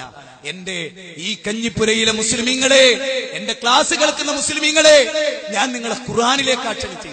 ഉണ്ടായിരുന്നു, ഉണ്ടാവാ, ഉണ്ട് എന്നൊന്നും പറയല്ല, ഉണ്ട്. 3-ാമത്തെ അധ്യായത്തിൽ. അപ്പൊ ഒരു മകൻ നഷ്ടപ്പെട്ട നമ്മൾ ആരോടാ പ്രാർത്ഥിക്കേണ്ടത്? നമ്മുടെ വിഷമാരുടെ മുമ്പിൽ ഇറക്കേണ്ടത്? ദർഗയില് മരിച്ചുപോയ മഹാന്റെ മുമ്പിലാണെങ്കിൽ അതല്ല യാക്കൂബ് നബിയിലൂടെ നമ്മളെ പഠിപ്പിക്കൂലേ? ആദം നബിയുടെ ഖബറിസ്ഥാൻ, അല്ലെ നൂഹ് നബിയുടെ ഖബറിസ്ഥാൻ. ആ ഖബറിസ്ഥാനിലേക്ക് നേർച്ച നേരിയ, ആ ഖബറിസ്ഥാനിൽ പോയി പ്രാർത്ഥിക്കുക. എന്താ അള്ളാഹ് ഒരെണ്ണം പറഞ്ഞാൽ ഒരെണ്ണം. ഞാൻ ഏതെങ്കിലും മുസ്ലിയാക്കന്മാർ ഇവിടെ ഉണ്ടെങ്കിൽ വെല്ലുവിളിക്കുക. നിങ്ങൾക്ക് ഇവിടെ കയറി വരാം സൗമ്യമായിട്ട്. എന്നിട്ട് നിങ്ങൾ ഓതി തരണം ഖുർആന്. ഇന്ന നബി ഇന്ന പ്രയാസം നേരിട്ടപ്പോ ഇന്ന നബിയോട് അവരുടെ മരണശേഷം അവരോട് തേടി എന്ന് നിങ്ങൾ പറയുന്ന ഒറ്റ സംഭവം കേട്ടോ, ഇതൊരു ചങ്കൂറ്റാത്. ഈ ചങ്കൂറ്റത്തോടെ ഞാൻ പറയുന്നത് ഒരൊറ്റ സംഭവം ഇന്ന് വരെ ഉദ്ധരിക്കാൻ. എങ്കിൽ പിന്നെ നിങ്ങൾ എന്ത് നോക്കി നിൽക്കുകയാണ്? അള്ളാന്റെ ഗ്രന്ഥത്തിൽ മുജാഹിദുകൾ പറയുന്നതിനാണ് തെളിവെങ്കിൽ നിങ്ങൾ മുജാഹിദ് മെമ്പർഷിപ്പ് എടുക്കണ്ട. കാരണം മെമ്പർഷിപ്പ് തരാൻ ഞങ്ങൾക്ക് ഒന്നുമില്ല. നിങ്ങൾക്ക് ലെറ്റർ പേഡ് എഴുതി തരാൻ പോലും ഞങ്ങളെ കയ്യിലില്ല. ഇനി അഥവാ നിങ്ങൾ വന്നാല് നിങ്ങൾ ഞങ്ങളെ കൂടെ കയറിയിരുന്നെങ്കിൽ എടാ ജിന്നൂരി പെരുത്ത ജിന്നെ എന്ന് കേൾക്കേണ്ടി വരും. അപ്പൊ പിന്നെ നിങ്ങൾക്ക് നല്ലത് മെമ്പർഷിപ്പ് എടുക്കാണ്ട് തൗഹീദൊക്കെ സ്വീകരിച്ച് അവനാന്റെ പുരയിൽ ജീവിക്കുക എന്നുള്ളത്. കാരണം ഇനിയുള്ള കാലത്ത് അതൊക്കെ നല്ല. ഞാൻ പറയുന്നത് നമ്മളുടെ പരലോകം ഒരാളുടെയും പാപഭാരം മറ്റൊരാളെ ചുമക്കൂലട്ടോ. ഒരാളുടെയും പാപഭാരം ഒരിക്കലും വേറൊരാളെ ചുമക്കുന്ന ആരും വിചാരിക്കണ്ട, ഒരു മനുഷ്യനും വിചാരിക്കേണ്ട ഒരു കാര്യത്തിൽ. അതുകൊണ്ട് ഞാൻ ഈ പോയിന്റ് ഒന്നുകൂടെ പറയണം. യാക്കൂബ് നബിക്ക് മകനെ നഷ്ടപ്പെട്ടു, ശരി. അടുത്ത കേട്ടോ, ബിന്യാമിനെയും നഷ്ടപ്പെട്ടു. അപ്പോഴും യാക്കൂബ് നബി ചെയ്തത് എന്താ? അതും സൂറത്ത് യൂസുഫ് പറയാണ്. പടച്ചോനോട് പറഞ്ഞു, മകൻ എവിടെയാന്ന് പോലും അറിയില്ല. കരഞ്ഞു കരഞ്ഞ് കണ്ണ് വെളുത്തുപോയി എന്നാ അള്ള പറഞ്ഞു. എന്നാ യാക്കൂബ് നബി പറയേണ്ട എന്താ? എന്റെ മോൻ ഇന്നടത്തുണ്ട്. പണ്ട് ഒരു തള്ള പറഞ്ഞ കഥ കേട്ടിട്ടുണ്ട്. അതായത് മുസ്ലിയാര് ഇങ്ങനെ ആക്കി, മുസ്ലിയാര് ഇങ്ങനെ. അപ്പൊ തള്ള ചോദിച്ചു, മുസ്ലിയാർ ഇത് വെറുതെ ഇങ്ങനെ ആക്കി. ആ മുസ്ലിയാർ നിങ്ങൾ എന്താ വിചാരിച്ച്? പരിശുദ്ധ ഹറമിൽ നായി കയറി ഞാൻ ഇവിടുന്ന് ആട്ടിയതാണ്. പരിശുദ്ധ ഹറമിൽ നായ കയറി ഞാൻ ഇവിടുന്ന് ആട്ടിയതാണ്. പിറ്റേന്ന് രാവിലെ മൊയ്ലിയാർക്ക് ഈ താത്താന്റെ വീട്ടിലായിരുന്നു ചോറ്. താത്ത എന്ത് ചെയ്തെന്നറിയോ? പ്ലേറ്റിന്റെ അടിയിൽ ചിക്കൻ കറിയും പൊരിച്ചതും ഒക്കെ വെച്ച് കറിന്റെ പ്ലേറ്റിന്റെ അടിയിൽ വെച്ച് ചോറ് അതിന്റെ മുകളിലാക്കി ഇങ്ങനെ കൂമ്പാരാക്കി ഉസ്താദിന്റെ മുമ്പിൽ അവിടെ കൊണ്ടുപോയി. ഏത് ഉസ്താദിന്റെ? മക്കത്ത് നായ കയറിയ ഇവിടുന്ന് കണ്ട് ആട്ടിയ ഉസ്താദിന്റെ പ്ലേറ്റിൽ എന്ത് കൊണ്ടുവച്ച്? ഇറച്ചിയൊക്കെ അടിയിൽ വെച്ച് ചോറൊക്കെ അതിന്റെ മുകളിൽ ഇട്ടു. എന്നിട്ട് ഉസ്താദിന്റെ മുമ്പിൽ അവിടെ കൊണ്ടുവച്ചു. ഇത്താത്ത അടുക്കളയിലേക്ക് തന്നെ പോയി. കുറേ സമയം കഴിഞ്ഞിട്ട് ഇത്താത്ത വെറുതെ നീണ്ടു നോക്കിയ. അപ്പം വലിയാരിങ്ങനെ കുത്തിരിക്കുക, കുന്തം മുണിഞ്ഞമായിരുന്നു. കറിപ്പം വരും, ചിക്കനിപ്പം വരും, മട്ടനിപ്പം വരും. അപ്പൊ ചോദിച്ചു, എന്താ നിങ്ങൾ തിന്നാത്ത ഉസ്താദേ? ഒന്നുമില്ല, ചിക്കനില്ല, കറിയില്ല, ഒന്നുമില്ല. അപ്പൊ ഇത്താത്ത ചോദിക്കണത്രേ, ഒരു ബെർലിന്റെ എത്ര താഴെ, ഇത് ചോറിൽ ഒരു ബെർലിന്റെ എത്ര താഴെ ചിക്കനും കറിയും ഉണ്ടായിട്ട് അത് കാണാത്ത നിങ്ങളാ മക്കത്ത് നായി കറി കണ്ട് പോയും കേൾക്കാറ് നടിയിട്ട്. ആ ഒരു ഈമാനെങ്കിലും നമ്മളെ മനുഷ്യന്മാർക്ക് വേണ്ടേ? നിങ്ങളുടെ ആലോചിച്ച് നോക്ക്. മക്കത്ത് നായ കറി മൂപ്പര് പെടുന്ന് കണ്ട്, മൂപ്പരെ പോലെ കള്ളം കറി സ്വർണ്ണാഭരണം ഭാര്യന്റെ കഴുത്ത് തപ്പി കൊണ്ടുപോയത് മൂപ്പര അറിഞ്ഞില്ല. മൂപ്പരാണ് അത്ര ഔലിയ. നിങ്ങൾക്ക് എന്ത് പരിപാട്ടുണ്ട് മനുഷ്യന്മാരെ? നിങ്ങൾക്കൊക്കെ ഈ ഭ്രാന്തമായിട്ട് മനുഷ്യനാണ് ജീവിക്കണ്ടല്ലോ മണ്ണില്. ഞാൻ നിങ്ങൾക്ക് ഏറ്റവും വലിയൊരു ഉദാഹരണം പറഞ്ഞുതരാം. ഇപ്പൊ കൈനോട്ടം എന്ന് പറഞ്ഞിട്ടൊരു സംഗതി ഉണ്ടല്ലോ, അതിന്റെ ഏറ്റവും വലിയൊരു അയാൾക്കൊന്നും അറിയില്ല എന്നുള്ളതിന്റെ ഒരു തെളിവ് ഞാൻ നിങ്ങൾക്ക് പറഞ്ഞുതരാം. കൈനോട്ടക്കാരനോട് നിങ്ങൾ രണ്ട് ചോദ്യം ചോദിക്കും. ഇപ്പൊ നമ്മൾ പോകുമ്പോൾ കൈ നോക്കി ലക്ഷണം പറയാലോ. അപ്പൊ തന്നെ മനസ്സിലായില്ല ഒരു ഭാവി അറിയില്ല. നല്ലൊരു മുജാഹിദായ എന്നെയാ വിളിച്ച് ഒരിക്കലും ഞാൻ അതിനെതിരെ പ്രസംഗിക്കുന്നവനാണെന്ന് ഞാൻ കൈനോട്ടം നോക്കൂല എന്നുള്ള കാര്യം മൂപ്പർക്ക് അറിയെങ്കിലും പറയോ? ഒന്ന്. രണ്ട്, നിങ്ങൾ അയാളോട് ചോദിക്കുക, ഇന്ന് രാവിലെ മുതൽ വൈകുന്നേരം വരെ എത്ര ആളെ കൈ നിങ്ങൾ നോക്കുന്നുള്ള ഭാവി, നിങ്ങൾ അന്നത്തെ ഭാവി അത് നിങ്ങൾ പറഞ്ഞു തന്നാ നിങ്ങൾ പറയുന്ന പണിയാനെടുക്കും. അതൊക്കെ പറയാൻ കഴിയോ? അയാൾക്ക് പറയാൻ കഴിയോ? വേറൊന്നും ചെയ്യാനില്ല, അയാളോടൊക്കെ ചെയ്യേണ്ട പണി എന്താന്ന് ചോദിക്കാം. 10 മിനിറ്റിനുള്ളിൽ ഇവിടെ ഒരു സംഭവം നടക്കാൻ പോകുന്നുണ്ട്, അതിന്റെ ഭാവി നിങ്ങൾക്ക് അറിയോന്ന് ചോദിക്കാം. അപ്പൊ അയാൾ ഇങ്ങനെ മീച്ചു നിൽക്കും, ചെവിക്കുറ്റിക്കൊക്കെ ഒറ്റ അടി. എന്നിട്ട് ചോദിക്കാം, 5 മിനിറ്റ് ഇത് ഞാൻ തല്ലു നിങ്ങൾക്ക് ഓർമ്മ ഉണ്ടായിരുന്നു. മനസ്സിലായില്ലേ? ഈ ജാതി ആളുകളല്ലേ ചതിക്കാൻ ചെല്ലണത് ജനങ്ങളെ? ഇതൊക്കെ പൊട്ടീസാണ്. അപ്പൊ നിങ്ങൾ ചോദിക്കും, ചിലതൊക്കെ ശരിയാണല്ലോ. അതാണല്ലേ നമ്മൾ പറഞ്ഞ പിശാചിട്ട് കൊടുക്കണാണ്.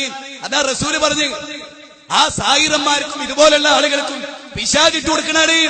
അത് വിശ്വസിക്കാനാ ആമിനത്ത കുറത്തികള് വീട്ടില് പല നാടുകളിൽ നിന്നും അവര് അമ്മ കൈ നോക്കണമ്മ, നല്ല മുഖകാന്തി ഇருக்கு എന്നൊക്കെ പറഞ്ഞു വരും. അപ്പൊ ആയിഷാത്ത ഓടി ചള്ളട്ടാടി ഇരുന്നിട്ട് നോക്കി ഇടിയോന്ന്. എന്തിനാത്? മാത്രമല്ല, ഓൻ കൈ നോക്കിയിട്ട് ആദ്യമൊക്കെ ചെല്ലു 2 മാസം കൊണ്ട് നിങ്ങൾ കോടീശ്വരനാക്കാൻ പോകുന്നു. ഓൻ ടെൻഷൻ അടിച്ച് അപ്പൊ തന്നെ മരിച്ചു. ഓന്റെ ജീവിതത്തിൽ 10 രൂപ കണ്ടിട്ടുണ്ട്. പിന്നെ പറയും, നിങ്ങളുടെ മകന് ക്യാൻസർ ആകാൻ. എന്തിനാത്? നാളെ അടക്കാനിരിക്കുന്നത് ഇപ്പോഴേ അറിഞ്ഞ് ടെൻഷൻ അടിപ്പിക്കണേ. ഞാൻ പറയുന്നത് ഇതെല്ലാം തട്ടിപ്പാണ്. ഇതെല്ലാം എന്താണ്? ചതിയാണ്, വഞ്ചനയാണ്.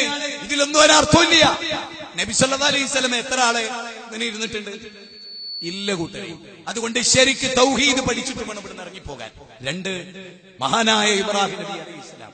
എന്തിനാ അള്ളാഹു ഇബ്രാഹിം നബിയുടെ കദ്കാനത്തുലക്കും ആ വാചകൊന്ന് ആ ഖുർആനിലെ 60-ാം അധ്യായം 4-ാമത്തെ വാചകൊന്ന് ഇന്ന് രാത്രി അതെങ്കിലും ഒന്ന് പഠിക്കാൻ എന്റെ പ്രിയപ്പെട്ട യുവാക്കളെ, സംഗീതം എയർഫോണിലൂടെ കർണപുടങ്ങളിൽ ചെന്ന് അല്ലെങ്കിൽ ഹൃദയത്തിന്റെ തന്തുക്കളിൽ ആന്തോളനം സൃഷ്ടിച്ച് വൃത്തികെട്ട ചിന്തയുമായി രാത്രി കിടക്കുന്ന പ്രിയപ്പെട്ട യുവാവേ, നീ ആ കദ്കാനത്തുലക്കും ഉസ്വത്തുൻ ഹസനത്തുൻ ഫീ ഇബ്രാഹിം എന്ന ആയത്തൊന്നും മനസ്സിരുത്തി. ഇബ്രാഹിം നബിനെ കണ്ണ് കാണൂലോ കാബത്തിൽ ചെന്ന ആ ഇബ്രാഹിം നബീനെ സ്വപ്നത്തിൽ കാണുന്ന പോലെ കാണാൻ കഴിയും. നമുക്ക് എങ്ങനെ കാണാൻ കഴിയും? അങ്ങനെ ഹദീസിൽ ഇബ്രാഹിം നബിയുടെ രൂപം വരെ വിശദീകരിച്ചിട്ടുണ്ട്. അറിയാം നിങ്ങൾക്ക്? ഇബ്രാഹിം നബിയെ കണ്ടു ഞാൻ സ്വർഗത്തിൽ. ചോദിച്ചു എന്നാണ്, അത് ആരാത്? ഒരു പൂന്തോട്ടത്തിൽ അത് ആരാ മനുഷ്യൻ? ആ നീണ്ട ഹൈറ്റുള്ള നല്ല നീളക്കുപ്പായിട്ട് താടി നീണ്ട് നെഞ്ചകത്തേക്ക് താടി നീണ്ട് കുട്ടികൾ ചുറ്റിലും ഓടിക്കളിക്കുന്ന മനുഷ്യനാരാ? അതാണ് ഖലീലുല്ലാഹ് ഇബ്രാഹിം നബി അലൈഹിസ്സലാം. ക്ലീൻ ഷേവ് ചെയ്ത സായിപ്പായിരുന്നില്ല ഇബ്രാഹിം നബി. സിഫത്ത് എന്താണ്? നീണ്ട താടി. ഹാറൂൻ നബിന്റെ താടിന്റെ പ്രത്യേകത എന്താ? പൊക്കിള് വരെ നീണ്ട താടി അല്ലേ? ഇതല്ലേ പ്രവാചകന്മാരെ ഫിത്രത്തുൽ ഇസ്ലാം അല്ലെ? ഏറ്റവും പ്രധാനപ്പെട്ട എന്താ? എല്ലാ നബിമാർക്കും താടി ഉണ്ടായിരുന്നു. മീശയും താടിയും പഠിച്ച ഒറ്റ നബിയും ദുനിയാവിലുണ്ടായിരുന്നു. മീശ വെട്ടി താടി നീട്ടിയ മാത്രമല്ല, പരലോകത്തെ നമ്മൾ ചെല്ലുമ്പോ 1.25 ലക്ഷത്തോളം അമ്പിയാ മുർസലീങ്ങൾ നീണ്ട താടിയുമായി. ദാവൂദ് നബിയുടെ അനുയായികൾ ഒരാളൊരു നാട്ടിൽ ചെന്നപ്പോ താടി പഠിച്ചു കളഞ്ഞു. അവിടുത്തെ രാജാവ് ഒരു ഭാഗം മാത്രം പഠിച്ചു. എന്നിട്ട് അവര് ചോദിക്കാണ്, ഞങ്ങൾ അങ്ങോട്ട് വരട്ടെ. അപ്പൊ ദാവൂദ് നബി പറയണത്, വേണ്ട, താടില്ലാത്തവർ ഈ ഗ്രാമത്തിലേക്ക് പ്രവേശിക്കണ്ട. ദാവൂദ് നബി പറഞ്ഞ താടില്ലാത്തോല്, അതുകൊണ്ട് നിങ്ങളുടെ ഈ ഭാഗം വളർന്ന് ഇതുപോലെ ആയതിനു ശേഷം ഇങ്ങോട്ട് വന്നാതി. അപ്പൊ ഇസ്ലാം എന്താ? മതം മറന്ന മുസ്ലിം ഉമ്മത്തെ ഇസ്ലാം എന്താ? ചില പുരുഷന്മാരൊക്കെ ഒരു പർദ്ദയും കൂടി ഇട്ടാൽ നമ്മൾ വിചാരിക്കും യൂറോപ്പിൽ നിന്ന് വന്ന പെണ്ണ. കാരണം ഓന്റെ ലൈഫിൽ ഓൻ ഏറ്റവും കൂടുതൽ ചൊരണ്ടിയത് ഓന്റെ മുഖ. ഓനെ 80 ലക്ഷത്തിലൊക്കെ ബ്ലേഡ് വാങ്ങിയിട്ടുണ്ട് ഓന്റെ 60 വർഷത്തിനിടയിൽ. കാരണം ഒരു ദിവസം തന്നെ 3 ട്രിപ്പൊക്കെ കാച്ചുതോലുണ്ട്. മനസ്സിലായില്ലേ? ഇങ്ങനെ ആയിട്ട് പഹേന്റെ കൈ പോലും കൊഴിഞ്ഞു പോകുന്നില്ലല്ലോ അല്ലേ? നിങ്ങൾ ആലോചിച്ച് നോക്കി, ഏറ്റവും വലിയ ഹറാമ് ഡെയിലി 3 തവണ അത് ചെയ്യ ആളുകൾ. ആലോചിക്കണം, നമ്മൾ ശരിക്കും ചിന്തിക്കണം. താടിയുള്ളവരെ നിങ്ങൾ ഭാഗ്യവാന്മാർ. കാരണം എന്താ? 1.25 ലക്ഷത്തോളം അമ്പിയാ മുർസലീങ്ങളെടുത്ത് നമുക്ക് അല്ലെങ്കിൽ എന്തറിയോ, ദേശത്തിലും വിധാനത്തിലും ഒക്കെ പവറുള്ളവരെ കൂടെ നിൽക്കാൻ ചില ആളുകൾ, ഉസ്താദേ നിങ്ങളുമായി താടിയൊന്നും നിങ്ങളെ കൂടെ എനിക്കൊരു ചെറിയ വിഷമുണ്ട് എന്ന് പറയും. അവിടെയോ പരലോകത്ത് എല്ലാ നബിമാരെയും താടി നല്ല സമൃദ്ധം എന്ന് നോക്കും. അതാരാ? ഇബ്രാഹിം നബി, നല്ല താടി. അതാരടാ? അത് ദാവൂദ് നബി അലൈഹിസ്സലാം, നല്ലതാ. അതാരടാ? മൂസാ നബി. ഹാറൂൻ നബിയുടെ അപ്പുറത്ത് എന്താടാ പൊക്കിള് വരെ, എന്താടാ താടി? ഒരൊറ്റ താടിയില്ലാത്ത നബിമാരും ആ സദസ്സിലില്ല. മത്സരയില് നര്യാണിന്റെ മേലെ തുണിയെടുത്ത പ്രവാചകന്മാർ, താടി സമൃദ്ധമായി നീട്ടിയ പ്രവാചകന്മാർ, മുടി ചീകി വെച്ച പ്രവാചകന്മാർ, ആ പ്രവാചകന്മാരുടെ നടുവിൽ നിൽക്കാനുള്ള സൗഭാഗ്യം നമുക്കുണ്ടാവും. ഭാര്യ പറയാണ്, ഇങ്ങളെ കൂടെ ഞാൻ നിൽക്കില്ല, എനിക്ക് ഈ താടിയൊന്നും വെച്ച് ഊശായി താടി ആടിന്റെ മാതിരി കൊറ്റനാടിന്റെ മാതിരി കാക്ക നിങ്ങളെ കൂടെ എനിക്ക് നിൽക്കാൻ പറ്റില്ല. ഓള അപ്പത്തലാക്കിലുള്ള പോലെ ഉണ്ടാക്കില്ല. ഓള അല്ലാന്റെ റസൂലിന്റെ ദീനിനെതിരെ സംസാരിക്കാനാവും.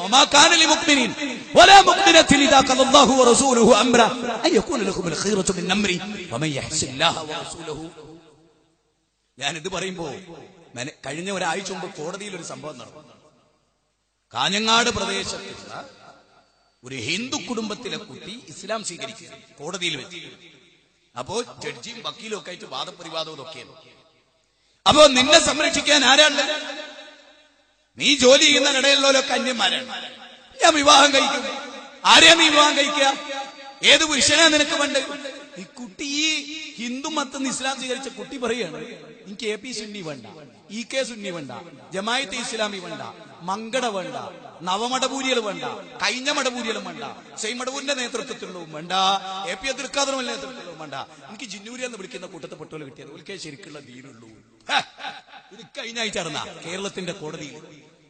ആ പെണ്ണിന്റെ ഈമാനെങ്കിലും താടി നീട്ടുള്ള ചെറുപ്പക്കാരന്റെ മദീനയ്ക്ക് അങ്ങനെ ഒരു പയ്യൻ കാണാൻ ചെന്നപ്പോ അവളുടെ ആളുകൾ ചോദിച്ചു, അവളുടെ അതായത് ഇസ്ലാം സ്വീകരണത്തിന് കാരണമായി തീർന്ന നാട്ടിലെ മുസ്ലിങ്ങൾ ചോദിച്ചു, എന്താ നിന്റെ ഇഷ്ടത്തിനൊത്തോ അപ്പോൾ പറയാണ് താടി സമൃദ്ധമായിട്ടൊന്നും വളർന്നിട്ടില്ല. പിന്നെ ഞാൻ പ്രതീക്ഷിക്കണം അവിടെയും ഇവിടെയൊക്കെ കുറച്ച് താടിയുള്ളൂ, ഭാവിയിലാവാം. എന്താ ഒരു പെണ്ണ് ഒരു താടിയുടെ കാര്യത്തിൽ നിങ്ങൾക്കറിയോ? അപ്പൊ നമ്മൾ പലപ്പോഴും ചോദിക്കും സുന്നത്തല്ലേ, എന്നാ ആ സുന്നത്തായ കാര്യം എപ്പോഴെങ്കിലും ഉപേക്ഷിച്ച ഒരു നബീന്റെ പേര് പറ. ജീവിതത്തിൽ എപ്പോഴെങ്കിലും ഒരു ദിവസമെങ്കിലും താടി പഠിച്ച ഒരു സ്വഹാബിയുടെ പേര് ഇല്ലേ ഇല്ല എന്ന് പറഞ്ഞാൽ അത് തെളിയിക്കുന്നത് എന്താ? ജീവിതത്തിൽ ഒരിക്കലും വളർന്നാ പിന്നെ തൊടാൻ പാടില്ലാത്ത എന്തോ ഒരു സംഭവം ഇസ്ലാമിൽ. ഇത് തല പോലും എന്ത് ചെയ്യും? ഹജ്ജിനും ഉംറക്കും മുണ്ടനം ചെയ്യും. താടിമ കളിക്കരുത്. താടിയാണോ ഒരു മുസ്ലിമിന്റെ ഏറ്റവും വലിയ ഐഡന്റിറ്റി. വേഷവിധാനത്തിൽ, ഭൗതിക ഭാവങ്ങളിൽ. താടി വെച്ചിട്ട് കള്ളുടിച്ചാൽ അവനെ വേറെ കൈകാര്യം ചെയ്യും. താടി വെച്ച് വ്യഭിചരിച്ചാൽ അതവനെ വേറെ കൈകാര്യം ചെയ്യണ്ടേ കേട്ടോ. അപ്പോ മനസ്സിലല്ല താടി വെച്ച്, ഓൻ വെറും മുഖത്താണ്. മനസ്സിലാ താടി, മനസ്സിലാ പർദ്ദ. പർദ്ദ ഇട്ടിട്ട് വേശ്യാലയത്ത് പോയാലോ? അപ്പോൾ പർദ്ദ ധരിച്ച ശരീരത്ത് മാത്രം കാപട്യത്തിന്റെ, മനസ്സിന്റെ കുറുകെ കേട്ടോ. ബ്രാഹ്മണൻ ധരിച്ച പൂണൂല് നെഞ്ഞിന്റെ മുകളാണ്. പർദ്ദ ധരിക്കേണ്ടത് ഹൃദയത്തിന്റെ തന്തുക്കളിലാണ്.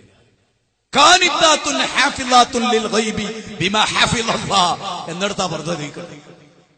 മനസ്സിലായോ? മനസ്സിലായോ? ഞാൻ പറഞ്ഞിടത്തേ മടങ്ങിപ്പോ.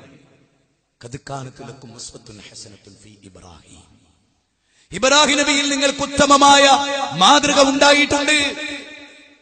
ആ മാതൃക എന്താ? ഇബ്രാഹിം നബി അലൈഹിസ്സലാം 86 വയസ്സുവരെ കുട്ടികളില്ല.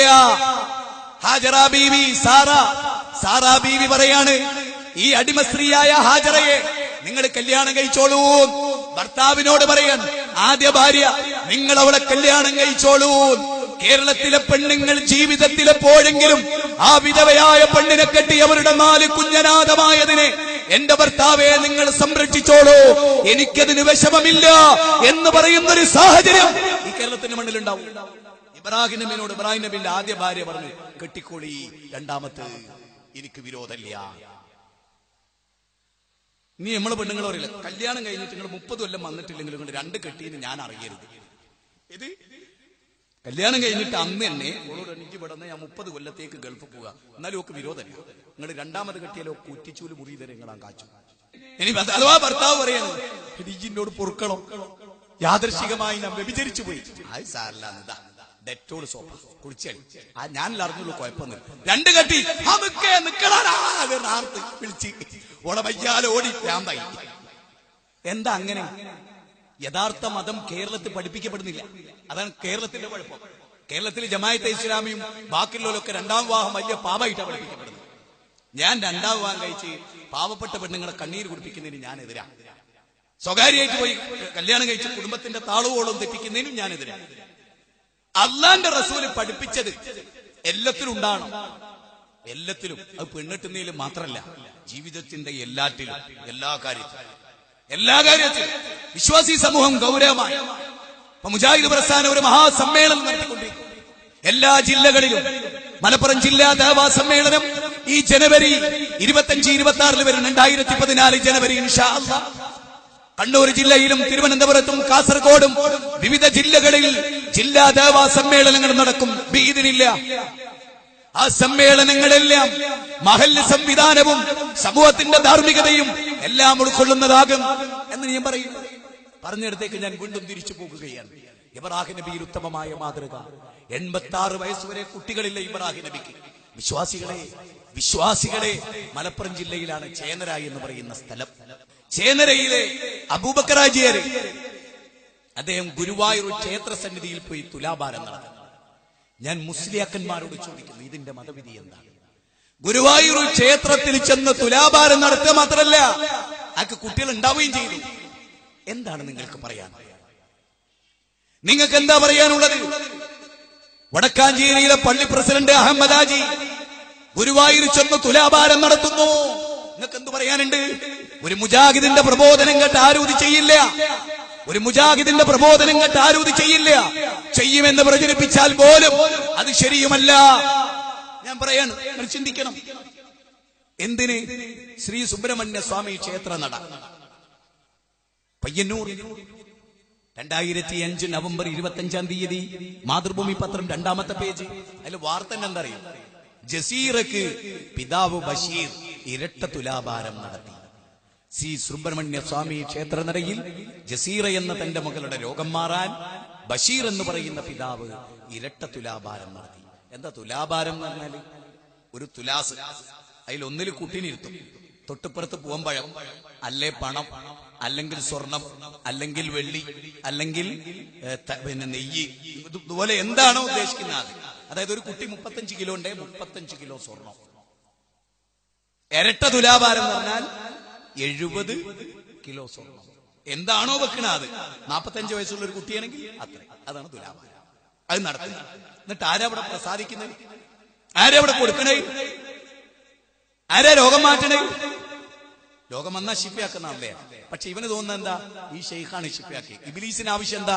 ഇവിടുത്തെ ഔലിയാണ് ഇത് മാറ്റിയെന്ന് തോന്നിക്കൽ. അങ്ങനെ അവനെ ഷിർക്കിലാക്കി മരിപ്പിക്കൽ. ഏർവാടി പോയി രോഗം മാറി, മാറ്റിയത് പടച്ചോനാ, മാറ്റിയത് പടച്ച തമ്പുരാനാണ്. അല്ലേ? പൈശാചികമായ പ്രേരണ ഉണ്ടാവുമ്പോ പിശാചിന് ഇഷ്ടമോ ഷിർക്ക് ചെയ്യാനാണ്. അപ്പൊ പിശാചിന്റെ ശല്യവും തൽക്കാലം മാറി. ഇത് രണ്ടും കൂടി ചേരുമ്പോൾ അവൻ ഷിർക്കിലെത്തിപ്പെടുകയാണ്. അള്ളാഹുവാണ് എനിക്ക് ശിവ നൽകിയത് നല്ല മനസ്സിലാക്കണേ. ഇബ്രാഹിം നബി അലൈഹിസ്സലാം പറഞ്ഞത് എന്താ? എനിക്ക് രോഗം വന്നാൽ, എനിക്ക് രോഗം തരുന്ന അല്ലയെന്ന് പറഞ്ഞില്ല, എനിക്ക് രോഗം വന്നാൽ അത് ശിഫയാക്കുന്നവൻ അല്ലയാ. അതാ ഇബ്രാഹിം നബിയിലെ മാതൃക. ആ മാതൃക ഉണ്ടോ ഇവിടെ മുസ്ലിമീങ്ങൾക്ക്? എന്താ അതിന്റെ മതവിധി? ഇബ്രാഹിം നബി 86-ാമത്തെ വയസ്സിൽ പ്രാർത്ഥിച്ചത് പടച്ചോനോടാ, റബ്ബി ഹബിലി മിനസ് സ്വാലിഹീൻ, പടച്ചോനെ സ്വാലിഹായ സന്താനത്തെ തരണേ. ഇബ്രാഹിം നബി ഒരു ദർഗയിലും പോയില്ല, ഒരു മന്ത്രി ചോദിച്ചാലും കിട്ടിയില്ല, ഒരൗലിയന്റെയും സ്ഥാനത്ത് പോയില്ല. ഞാൻ ചോദിക്കുന്നത് വിശ്വാസികളെ, മുസ്ലിമുകളെ, നമുക്ക് എവിടുന്ന് കിട്ടി? എന്തെല്ലാം തട്ടിപ്പുകളാണ് ഇത്. കണ്ടങ്ങള്, ഇത് കുറ്റ്യാടി സിറാജുൽ ഹുദയിലെ അനുഭവങ്ങൾ, അത്ഭുതങ്ങൾ. ഇതിലൊക്കെ ഓരോ അത്ഭുതങ്ങൾ വായിച്ചാൽ ചിരിക്കുകയും ചെയ്യും, നിലയും പിടിക്കും, രണ്ടും ഉണ്ടാവും. ഞാൻ ചില അനുഭവം, ആളുകളെ പറ്റിക്കാണ്, കായുണ്ടാക്കുകയാണ്, പാവപ്പെട്ട മനുഷ്യന്റെ പണം വെട്ടിമിണുങ്ങാൻ കാശുണ്ടാക്കുകയാണ്. ചില കാര്യങ്ങൾ നിങ്ങൾ ഞാൻ കേൾപ്പിച്ചു തരാം. വല്ലാത്തതാണ് ചില കാര്യങ്ങളൊക്കെ. ചിലതൊക്കെ നമ്മൾ ചിന്തിക്കേണ്ട ചില കാര്യങ്ങൾ. റിയാദിൽ ജോലി ചെയ്യുവാൻ ആളാണ് ഞാൻ.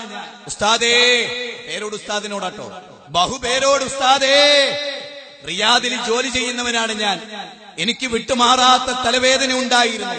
ഒരുപാട് ചികിത്സയും ചെയ്തു, പക്ഷെ സുഖമായില്ല. ഡോക്ടർമാർക്കെല്ലാം ഓപ്പറേഷൻ വേണമെന്നാണ് പറഞ്ഞത്. ഞാൻ സിറാജുൽ ഹുദയിലേക്ക് ഒരു ചാക്ക് അരി നേർച്ചയാക്കി. അന്ന് മുതൽ ഇന്ന് വരെ എനിക്ക് പിന്നെ തലവേദന ഉണ്ടായിട്ടില്ല. എന്തൊരു സുഖ. ഹോസ്പിറ്റലൊക്കെ ഇടിച്ചു നിരത്തി. താന്തൂർ എ പി അബൂബക്കർ മുസ്ലിയാർ ഒരു ഹോസ്പിറ്റൽ ഉണ്ടാക്കിയിട്ടുണ്ട് പൂനൂര്. അതൊന്നും ഇനി ആവശ്യമില്ല. മാത്രമല്ല, നല്ല തലവേദനക്ക് ഓപ്പറേഷൻ പ്രഖ്യാപിക്കുന്ന വിഡ്ഢിയായ വല്ല ഡോക്ടർ ദുനിയാവിലുണ്ടാവും? തലവേദനക്കാ പൊട്ട ഓപ്പറേഷൻ. ബ്രെയിൻ ട്യൂമർ ഉണ്ടെങ്കിൽ അതിന് ഓപ്പറേഷൻ ഉണ്ടാവും. സാധാരണ തലവേദന, മൈഗ്രെയിൻ, അതിനൊക്കെ ഓപ്പറേഷൻ ഉണ്ടാവും. എന്ത് വിവരക്ക്? അല്ലെങ്കിലും വിവരം കെട്ട ഒരു നേതൃത്വം നയിക്കപ്പെട്ട അങ്ങനെ തന്നെ ഉണ്ടാവും. നോണ പറയുന്നതിനൊക്കെ എടോ, ആരാന്റെ പിട്ടുമിണുങ്ങി ജീവിച്ച് തടിച്ചു വലിച്ച് വെള്ളക്കുപ്പായിട്ട് പോരുന്നതിന്റെ രസവും കൂട്ടൻസ് എന്താണ്? ഇതിൽ എന്തൊക്കെ ഉണ്ടെന്നറിയോ? വലിയ അത്ഭുതമാണ്. അതായത് 10 ലക്ഷത്തിന്റെ ഒക്കെ ഓപ്പറേഷൻ പ്രഖ്യാപിച്ച കേസ് ഓപ്പറേഷൻ തിയേറ്ററിലേക്ക് കയറ്റിയപ്പോ ഒരു പെണ്ണ് പറഞ്ഞ കഥയാണ്. ഓൾ ഒരൊറ്റ 250 റുപ്യ നേർച്ച.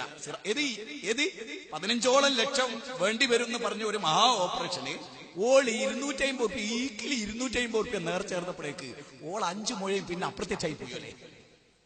പെട്ടെന്ന് ഡോക്ടർ സ്കാൻ ചെയ്യണമെന്ന് പറഞ്ഞത്രേ. ഓ, പേരൂടിന്റെ മാത്രം. ഈ പുസ്തകം വായിച്ചാണ്ടല്ലോ നമ്മൾ ചിരിച്ചിട്ട് ആരെങ്കിലും ചിരി നിൽക്കാൻ വേണ്ടി വല്ല മരുന്നും തരുന്നില്ല. ആ ജാതി അതിലൊക്കെ എന്തൊക്കെ ഞാൻ ചിലത് വായിച്ച് കേൾപ്പിച്ചുതരാം. ഇയാളെ പറ്റിച്ചിട്ട് ജീവിതത്തിൽ എപ്പോഴെങ്കിലും ഒരു ഹലാല് തിന്നായി നമ്മൾ ഉസ്താദുമാർക്ക് അല്ലാഹു തൗഫീഖ് ചെയ്യട്ടെ. എന്റെ വിവാഹിതരായ 3 സഹോദരിമാർക്കും കുട്ടികളില്ലായിരുന്നു. കേട്ടോളിട്ടോ. മൂത്തവരുടെ കല്യാണം കഴിഞ്ഞ് 18 വർഷം കഴിഞ്ഞു. രണ്ടാമത്തേത് 8 വർഷവും, മൂന്നാമത്തേത് 5 വർഷവും. സിറാജുൽ ഹുദയിലേക്ക് നേർച്ച നേർന്ന ശേഷം 18 വർഷമായിട്ടും 5 വർഷമായിട്ടും യഥാക്രമം 3-4 മാസം അവരൊക്കെ ഗർഭിണികളായിരുന്നില്ല. സിറാജുൽ ഹുദയിലേക്ക് നേർച്ച നേരേണ്ട താമസം അവരൊക്കെ ഇപ്പം 3-4 മാസം ഗർഭിണികളാണ്. സുഖാണ് കേട്ടോ, ഒന്നും ബേജാറ്.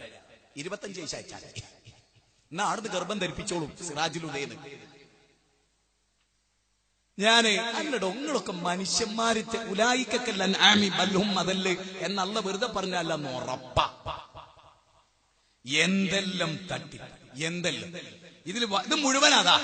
ഇതിലോ 1-ാം പേജ് മുതൽ ഇതിൽ ഏറ്റവും വലിയൊരു കറാമത്തേക്ക് ഞാൻ ആദ്യം വായിച്ചത്. അതായത് സിറാജുൽ ഹുദ രൂപീകരിക്കാൻ വേണ്ടി ഒരുങ്ങി ആ കാലത്ത് നടന്നേ ചില കാര്യങ്ങളാട്ടോ പറയുന്നത്, കേട്ടോളി.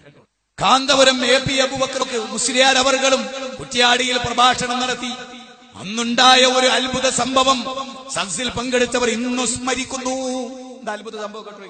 കാന്തപുരത്തിന്റെ അത്ഭുതം അന്ന് തുടങ്ങിയതാ, വർഷങ്ങൾക്ക് മുമ്പ് തുടങ്ങിയ മുമ്പൊരു അത്ഭുത ജീവിയല്ലേ. നോക്കികളെ, AP ഉസ്താദ് പ്രസംഗം ആരംഭിച്ചപ്പോൾ മഴ പെയ്തു. AP ഉസ്താദ് പ്രസംഗം തുടങ്ങിയപ്പോൾ മഴ അങ്ങോട്ട് പെയ്തു. മഴ പെയ്തു. ജനങ്ങൾ 4 ഭാഗത്തേക്കും ഓടാൻ തുടങ്ങി. ഉസ്താദ് ഒറ്റ പ്രഖ്യാപനം. എന്താ ഉസ്താദ് ഒറ്റ പ്രഖ്യാപനം? എന്താ പ്രഖ്യാപിച്ചേ? ആരും പോവരുത്, ആരും പോവരുത്. ഔസുൽ ആലം മൊയ്തീൻ ഷെയ്ഖിന്റെ ബർക്കത്ത് കൊണ്ട് മഴ പെയ്യുന്നതല്ല. അവിടെ കറിപ്പെട്ടി മഴയാട് പെയ്ത ആളുകൾ ഓടുമ്പോഴേക്ക് ഔസുൽ ആലം കാന്തപുരത്തിന് വഹി, അതെ ഒന്ന് പറഞ്ഞേക്ക്, എന്റെ ബർക്കത്തുണ്ട് മഴ പെയ്യൂല പറഞ്ഞേക്ക് എന്ന്. പേരോടിന്റെ സിറാജുൽ ഹുദന്റെ മെച്ചത്തിന് വേണ്ടി പറയാൻ കാന്തപുരം പറഞ്ഞ എത്രയെന്താ? ഔസുൽ ആലം അദ്ദേഹത്തിന്റെ ബർക്കത്ത് കൊണ്ട് മഴ പെയ്യൂല. ഞാനിവിടെ 2-3 കാര്യങ്ങൾ ബാക്കിയോട് വായിച്ചിട്ട് പറഞ്ഞു. എന്നിട്ട് അയാൾ പ്രാർത്ഥിക്കാൻ, അല്ലാഹുമ്മ ഹവാലൈന വലാലൈന. ഉടനെ മഴ നീങ്ങി. അപ്പൊ എന്റെ ചോദ്യം എന്താ? ആദ്യം പറഞ്ഞ് ഈ പൊട്ടന്മാര്, ഞാൻ പണ്ട് ഇവരെ മാലപ്പാട്ടിലെ പോലത്തെ അവസ്ഥയാണ്. ഇവരെ മുനമ്പത്ത് ബീവിനെ പറ്റി പറയുന്നിടത്ത് ഈ രംഗുണ്ട്. അതെന്താ? ഇത് നിങ്ങളൊന്ന് ചിന്തിക്കണേ. എന്താ മാലപ്പാട്ട് പറയുന്നത്? മുനമ്പത്ത് ബീവിനെ കുറിച്ച് പറയുന്നത് ഊരുമില്ല, പേരുമില്ല, നാടും ഒന്നും അറിയില്ല. ഊരും പേരറിയില്ല, മശുകൂറും കുറവല്ല, ബഹുമാനർ പീറന്നുള്ള നാട് അത്. വെളിയങ്കോടും മർക്കാവി കുഞ്ഞിമരക്കാർ ഷഹീദോരും ബഹുമാനേരൊക്കെ പെറ്റ നാട്. അത് കഴിഞ്ഞ് 4 വരി ഇങ്ങോട്ട് കഴിഞ്ഞ് പിന്നെ പറയാണ്, ഫാത്തിമത്തോ സുറായെന്നൊരു ഭൂവി. ആദ്യം പറഞ്ഞ എന്താ? ഊരും അറിയില്ല, പേരും അറിയില്ല. പിന്നെ 4 ഇവനൊക്കെ കാട്രായി അടിച്ചിട്ട്. അത് നിങ്ങൾ രസം നോക്കി. എന്താ കാന്തപുരത്തിന്റെ ആദ്യത്തെ പ്രഖ്യാപനം? മൊയ്തീൻ ഷെയ്ഖിന്റെ ബർക്കത്തുകൊണ്ട് മഴ പെയ്യൂല. പിന്നെന്തിനാടോ അല്ലാഹുമ്മ ഹവാലൈന വലാലൈന? ഇതിലേതുകൊണ്ടാ മഴ നിന്ന്? കഥകേടിലും കഥകെട്ട സമൂഹത്തിനും ചോദ്യമല്ലല്ലോ അല്ലേ? കഥകേട് വിറ്റ് പണമുണ്ടാക്കി ജീവിച്ചൊരു സമൂഹം ഈ മണ്ണ് കഴിഞ്ഞു പോയി. ചതിച്ചു. ജീവിതത്തിൽ ഒരിക്കലും ചതിക്കരുത് എന്നൊരു പോളിസിയായി മാറും. മതത്തിന്റെ പേരിൽ ഒരാളെയും ചതിക്കൂല, വഞ്ചിക്കൂല. ഇന്ന് ഹജ്ജ് പോലും ചതിയല്ലേ, അല്ലേ? സാധു ജീവിതത്തിൽ വലിയ ആഗ്രഹത്തിനോ ഞാൻ നിങ്ങളോട് പറഞ്ഞുതരാം. ജീവിതത്തിൽ പല ആളുകളും ചോദിച്ചിട്ടുണ്ട്, എന്താ ഉംറ ട്രിപ്പ് പോവാത്ത നിങ്ങൾ എന്താ അമീറാത്ത്? ഒന്നുമില്ല, സ്വർഗ്ഗമുള്ളത് കൊണ്ടാണ്, നരകവും. അപ്പൊ ബാക്കിയുള്ളവർക്കൊന്നും ബോധമില്ല എന്നാ? ഉള്ളവരുണ്ട്, ഇല്ലാത്തവർ ഭൂരിപക്ഷം വർദ്ധിച്ചുകൊണ്ടേയിരിക്കും. ആ പണിയൊന്നും എടുക്കണ്ട. ഇവിടെ നമ്മൾ എടുത്തിട്ടില്ലെങ്കിൽ അതൊക്കെ നടക്കും. ആ പണി എടുത്തിട്ടൊരു ചീത്തപ്പേര് വേണ്ട. ഒരു പ്രബോധകൻ ഒരിക്കലും നശിച്ചു പോകരുത്. ആ ജാതി പണി ചെയ്തിട്ട് പ്രബോധനം നിന്ന് വരും. ആ ജാതിക്ക് മെനക്കേട് വന്നിട്ടുണ്ടായോ? ഒരു മൈനസ് പോയിന്റ് ഇല്ലെങ്കിലും ആളുകൾ മൈനസ് പോയിന്റ് ഉണ്ടാകും. അത് നമ്മുടെ ദേവത്തിന് തടസ്സം. ദേവത്ത് സ്വതന്ത്രമായി നടക്കട്ടെ. ആയിരക്കണക്കിന് മനുഷ്യർക്ക് വെളിച്ചെത്തിക്കേണ്ടതാ. നിങ്ങൾക്കറിയോ, ഈ സദസ്സിലിരിക്കുന്ന നിങ്ങളെക്കാളൊക്കെ അള്ളാഹ് എന്നോടാ ചോദിക്കുക. എന്റെ വാചാലതയെ, എനിക്കറിയാവുന്ന അറിവിനെ, എനിക്കറിയാവുന്ന കാര്യത്തെ ഞാൻ നിങ്ങളോട് പറഞ്ഞിട്ടില്ലെങ്കിൽ ഒരു മുതലാളി വീട്ടിൽ കിടന്നുറങ്ങുന്ന പോലെയല്ല ഒരു പ്രബോധകൻ. ഒരു പ്രബോധകൻ കേട്ടോ. ചിലപ്പോ നമ്മള് അയൽപ്പക്കത്ത് ഭർത്താവും ഭാര്യയും എന്നും കാണുന്നുണ്ടാവും. എല്ലാ ദിവസവും 5 മണിക്ക് ഭർത്താവ് ആ വീട്ടിലെത്തുന്നുണ്ടാവും. എന്റെ ഭർത്താവ് അധിക ദിവസവും വരൂല എന്നാ വിചാരെങ്കിലേ മനസ്സിലാക്കുക, അറിയുക. ബൽ തുസിറൂനൽ ഹയാത്തദ് ദുനിയ വൽആഖിറതു ഖൈറും വഅബ്ഖാ വൽആഖിറതു ഖൈറും വഅബ്ഖാ വൽആഖിറതു ഖൈറും വഅബ്ഖാ വല്ലുഹാ വല്ലൈലി ഇദാ സജാ മാ വദ്ദഅക റബ്ബുക വമാ കലാ വലൽആഖിറതു ഖൈറുൻ ലക മിനൽ ഊലാ വലൽആഖിറതു ഖൈറുൻ ലക മിനൽ ഊലാ വറഫഅനാ ലക ദിക്റക. ഹകീർത്തി അത് പ്രവാചകൻ നേടിയത് ജീവിതം മുഴുവനും അല്ലാഹുവിന് വേണ്ടി സമർപ്പിച്ചപ്പോൾ.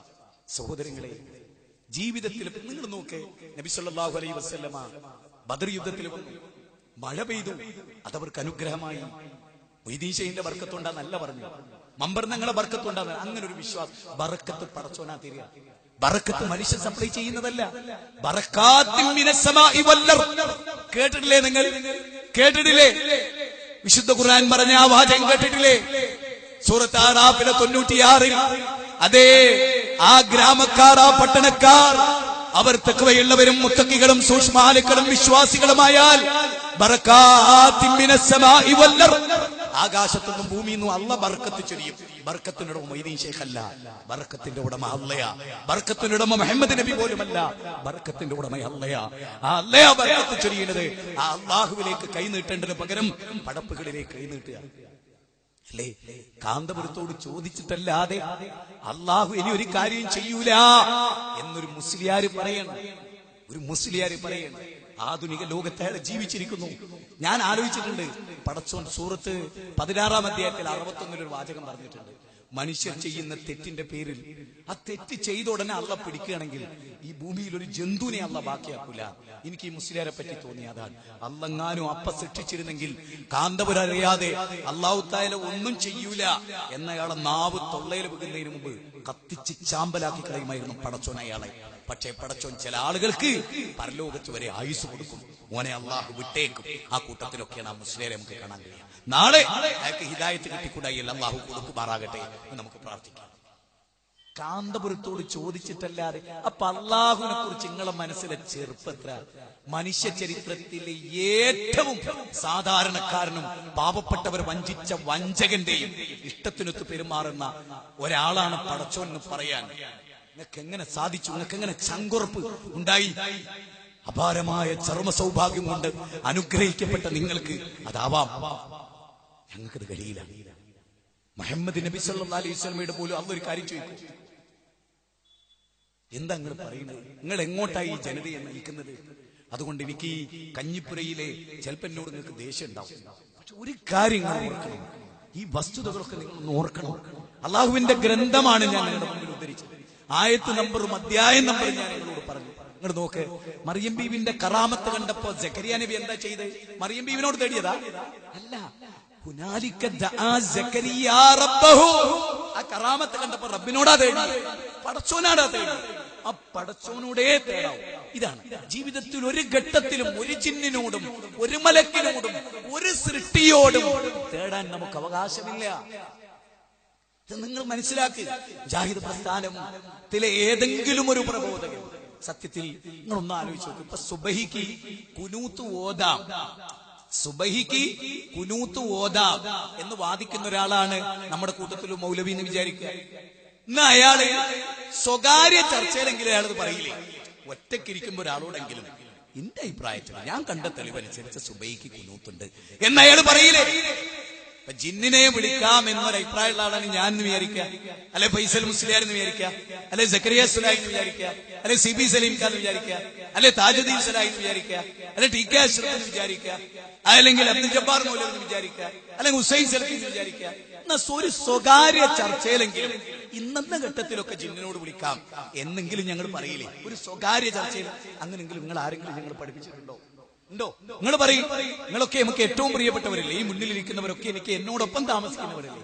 ജീവിതത്തിൽ എപ്പോഴെങ്കിലും സുഹൃത്തുക്കളെ ഒരു ജിന്നുമായി ബന്ധപ്പെട്ടൊരു ചോദ്യത്തെപ്പറ്റി ആരോടെങ്കിലും ഒരു നിമിഷത്തിൽ ജീവിതത്തിൽ ഒരാളുടെ മനസ്സിലൊരു ആദർശം ഉണ്ടെങ്കിൽ സ്വന്തം ഭാര്യയോടെങ്കിലും അയാൾ അത് പറയില്ലേ? ജീവിതത്തിൽ ഒരാളോടെങ്കിലും അയാൾ ആശയം കൈമാറില്ലേ? മുജാഹിദ് പ്രവർത്തകരിൽ ഏതെങ്കിലും ഒരു പ്രബോധകൻ ഒരു സ്വകാര്യ ചർച്ചയിലെങ്കിലും ജിന്നിനെ മരുഭൂമിയിൽ വെച്ച് വിളിക്കാം എന്ന് പറഞ്ഞിട്ടുണ്ടോ? ഉണ്ടോ? ഇല്ലല്ലോ. എന്തിനാ അതിന്റെ പേരിൽ മാറി നിൽക്കുന്നത്? മുജാഹിദുകളിൽ അമുസ്ലിങ്ങൾ വരെ എന്തുമാത്രം പ്രതീക്ഷ സമർപ്പിച്ച ഒരു പ്രസ്ഥാനമാണ്.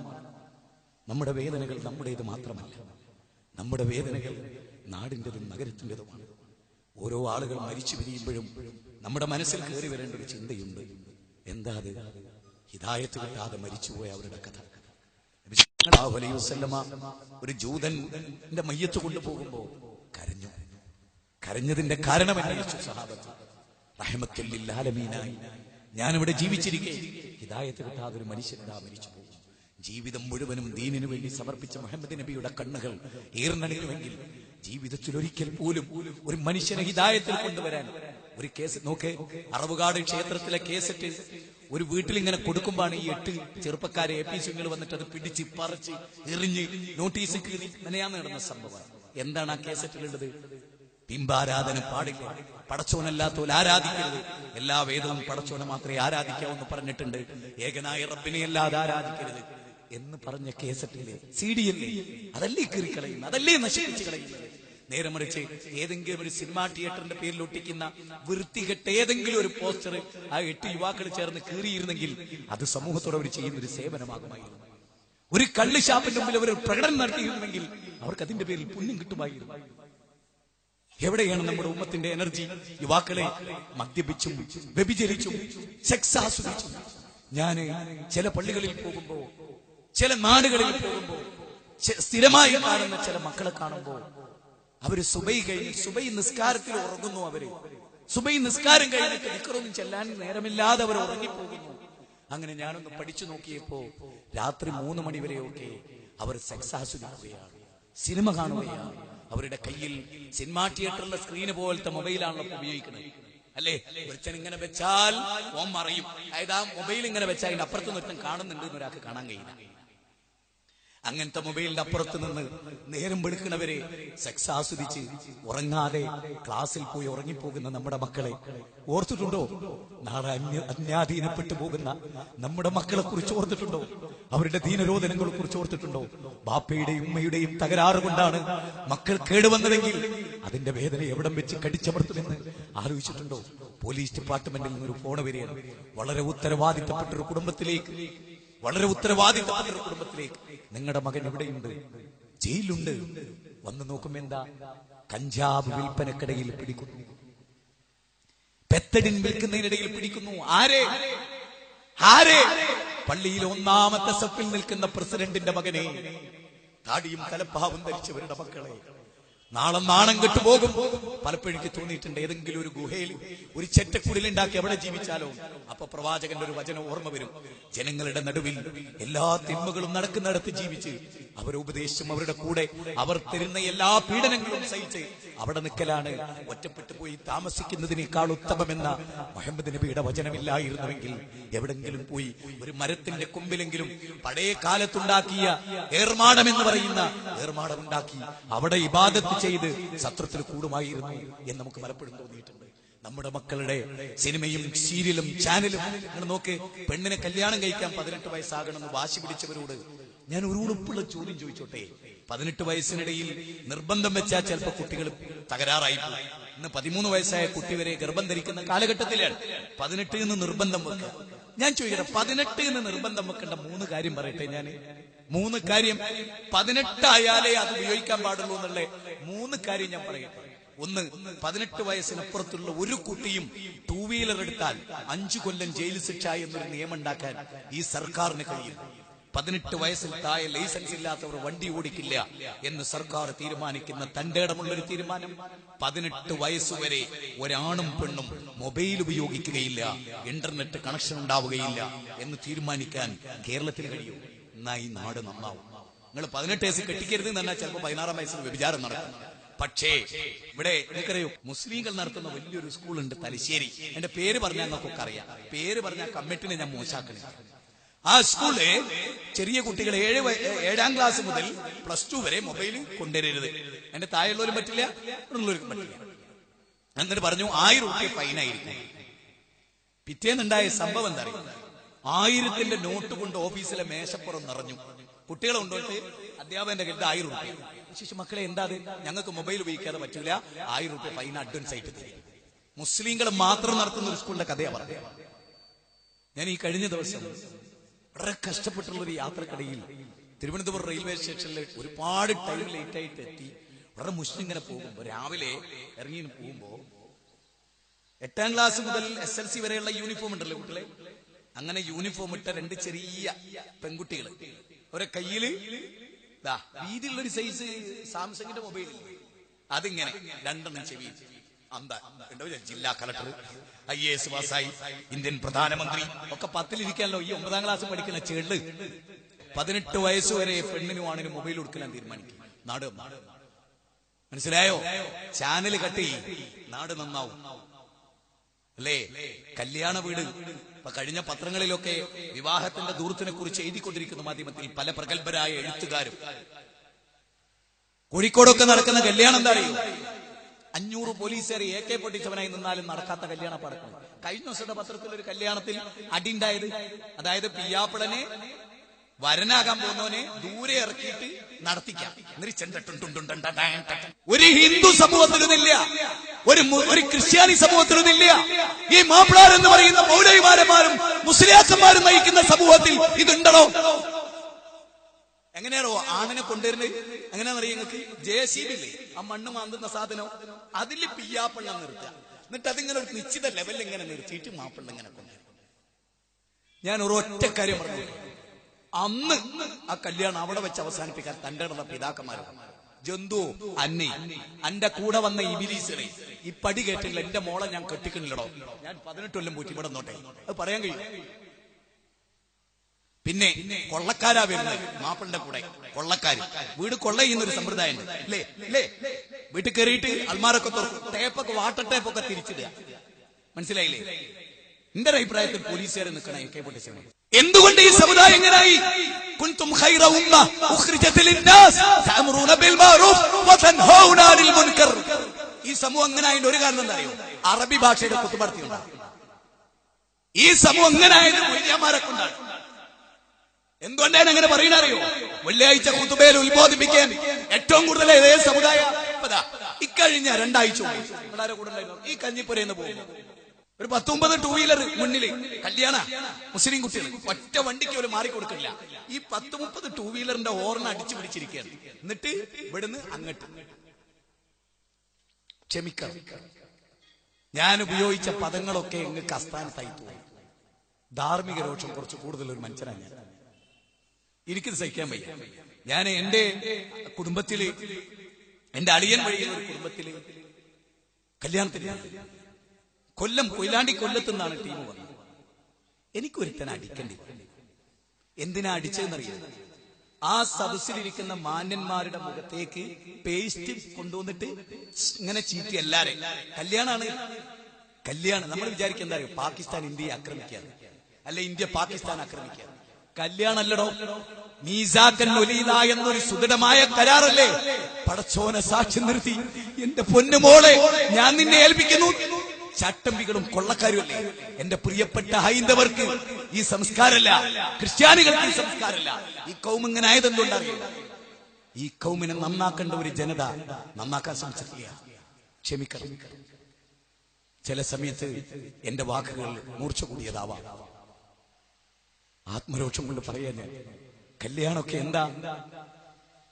ഫാത്തിമ ബീവിയുടെ കല്യാണ സദസ്സ് ഒരു തളികയിലും കാരൊക്കെ കൊണ്ടുവച്ച് എന്റെ മകൾ ഫാത്തിമയെ 400 ദിർഹം മഹർ നിശ്ചയിച്ച്, അലി ഞാൻ നിനക്ക് വിവാഹം ചെയ്ത് തന്നിരിക്കുന്നു.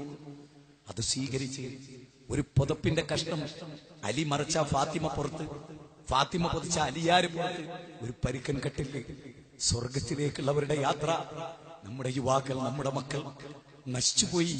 നമ്മുടെ മക്കളുടെ ഡ്രസ്സ്, നമ്മുടെ മക്കളുടെ വേഷവിധാനം, നമ്മുടെ മക്കളുടെ സംസാരം, നമ്മുടെ മക്കളുടെ ഇടപഴകലുകൾ, നമ്മുടെ മക്കളുടെ 2 വീലർ സവാരി, നമ്മുടെ മക്കളുടെ മദ്യപാനം, നമ്മുടെ മക്കളുടെ ഒരു മകള് വിളിച്ചിട്ട് ബാപ്പാനോട് പറയാൻ, പേടിക്കണ്ട ഞാൻ ബോംബെയിലാണ്.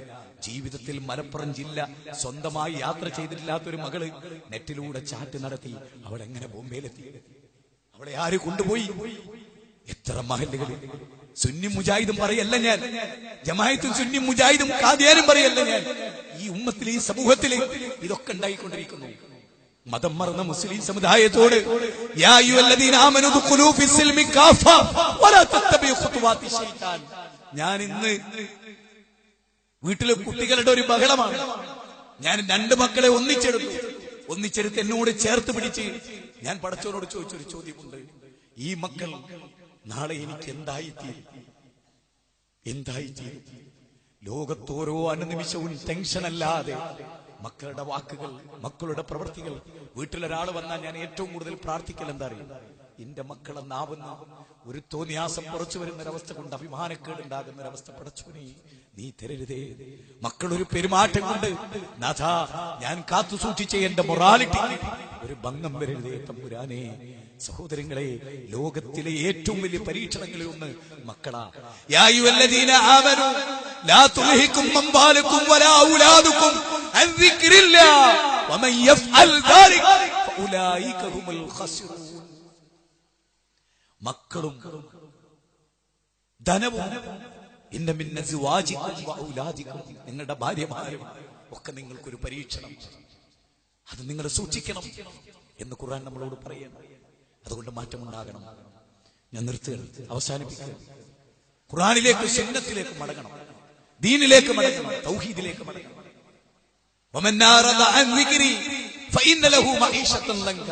ഖുർആനിനെ തൊട്ട് തിരിഞ്ഞു കളഞ്ഞാൽ അവന്റെ ജീവിതം ഒരു ഇടുങ്ങിയതായി, ഇടുങ്ങിയ ജീവിതത്തിൽ ഒരു മോചനമുണ്ടാകണം. MSM സുഹൃത്തുക്കളെ, വിദ്യാർത്ഥി സമൂഹത്തെ കുറിച്ച് പറയുമ്പോൾ MSMന്റെ ഐസക് ഈ നവംബർ 10 നടക്കുകയാണ് നമ്മുടെ ജില്ലയിൽ. ഐസക് ഹയർ സെക്കൻഡറി വിദ്യാർത്ഥികളുടെയും പഠിച്ച കുട്ടികളുടെയും ചെറുതും വലുതുമായ ഖുർആൻ എന്താണ്, സുന്നത്ത് എന്താണ്, ജീവിതം എന്താണ്, ഖുർആൻ ചിട്ട എന്താണ്, നമസ്കാരം, നോമ്പ്, ഇതൊക്കെ എല്ലാം പഠിപ്പിക്കുന്ന ക്രമപ്രവൃത്തമായ ഒരു വമ്പിച്ച രീതി MSMനുണ്ട്. ആ MSMന്റെ ഐസക് നടക്കും. നമ്മുടെ മക്കൾ ഇനി എന്താകണമെന്ന് തീരുമാനിക്കും നമ്മളാകണം. നമ്മുടെ മക്കളുടെ ജീവിതത്തിൽ ഇടപെടാൻ നമുക്ക് കഴിയണം. നമ്മുടെ മക്കളെ ശരിയാക്കാൻ നമുക്ക് കഴിയണം.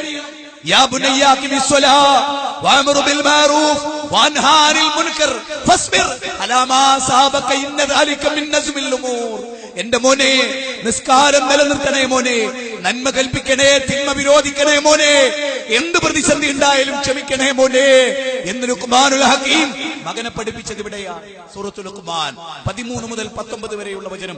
യാ ബുനയ്യ ഇന്നഹാ ഇൻ തകു മിസ്കാല ഹബ്ബത്തിൻ മിൻ ഹർദലിൻ, മോനെ, അണുമണി തൂക്കമുള്ള ഒരു കാര്യം മോഷണം ചെയ്യല്ലേ മോനെ. ഒരു ചെറിയ അണുവിന്റെ വലുപ്പത്തിൽ അനധികൃതമായ ഒരു വസ്തു എടുത്താൽ മോനെ, ആകാശത്തിലോ ഭൂമിയിലോ പാറക്കടിയിലോ വെള്ളത്തിലോ എവിടെയാണെങ്കിലും മോനെ, അല്ലാഹ് അത് പുറത്തു കൊണ്ടുവരും മോനെ, ചെയ്യല്ലേ കുട്ടാ എന്ന് സ്വന്തം മകൻ ഉപദേശിച്ച ലുഖ്മാനുൽ ഹകീം. റബ്ബനാ റബ്ബനാ റബ്ബി ജഅൽ ഹാദാ ബലദൻ ആമിന.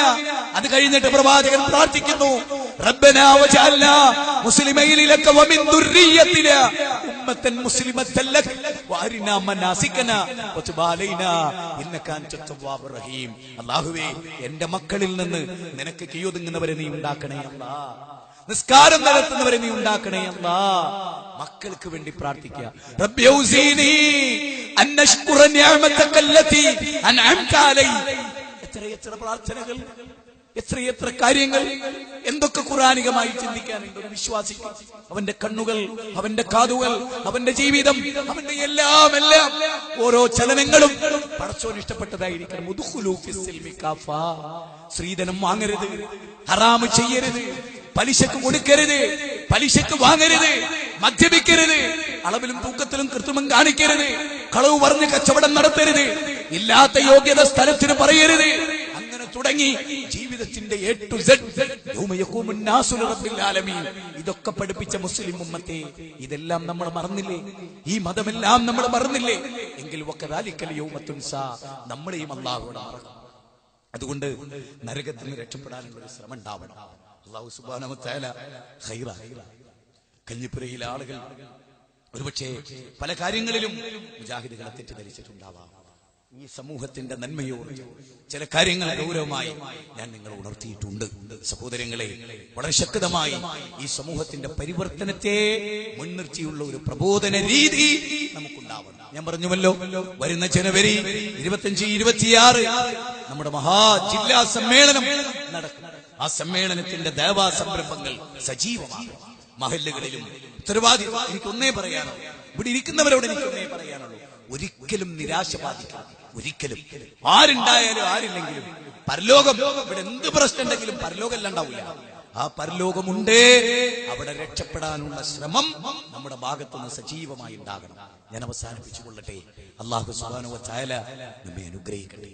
എന്റെ വാക്കുകൾ മൂർച്ച കൂടുകയും നിങ്ങളെ വേദനിപ്പിക്കുകയും എന്താ ഇയാൾ ഇങ്ങനെയൊക്കെ പറഞ്ഞത് എന്ന് നിങ്ങൾക്ക് തോന്നുന്നുവെങ്കിൽ നിങ്ങൾ ക്ഷമിക്കുക.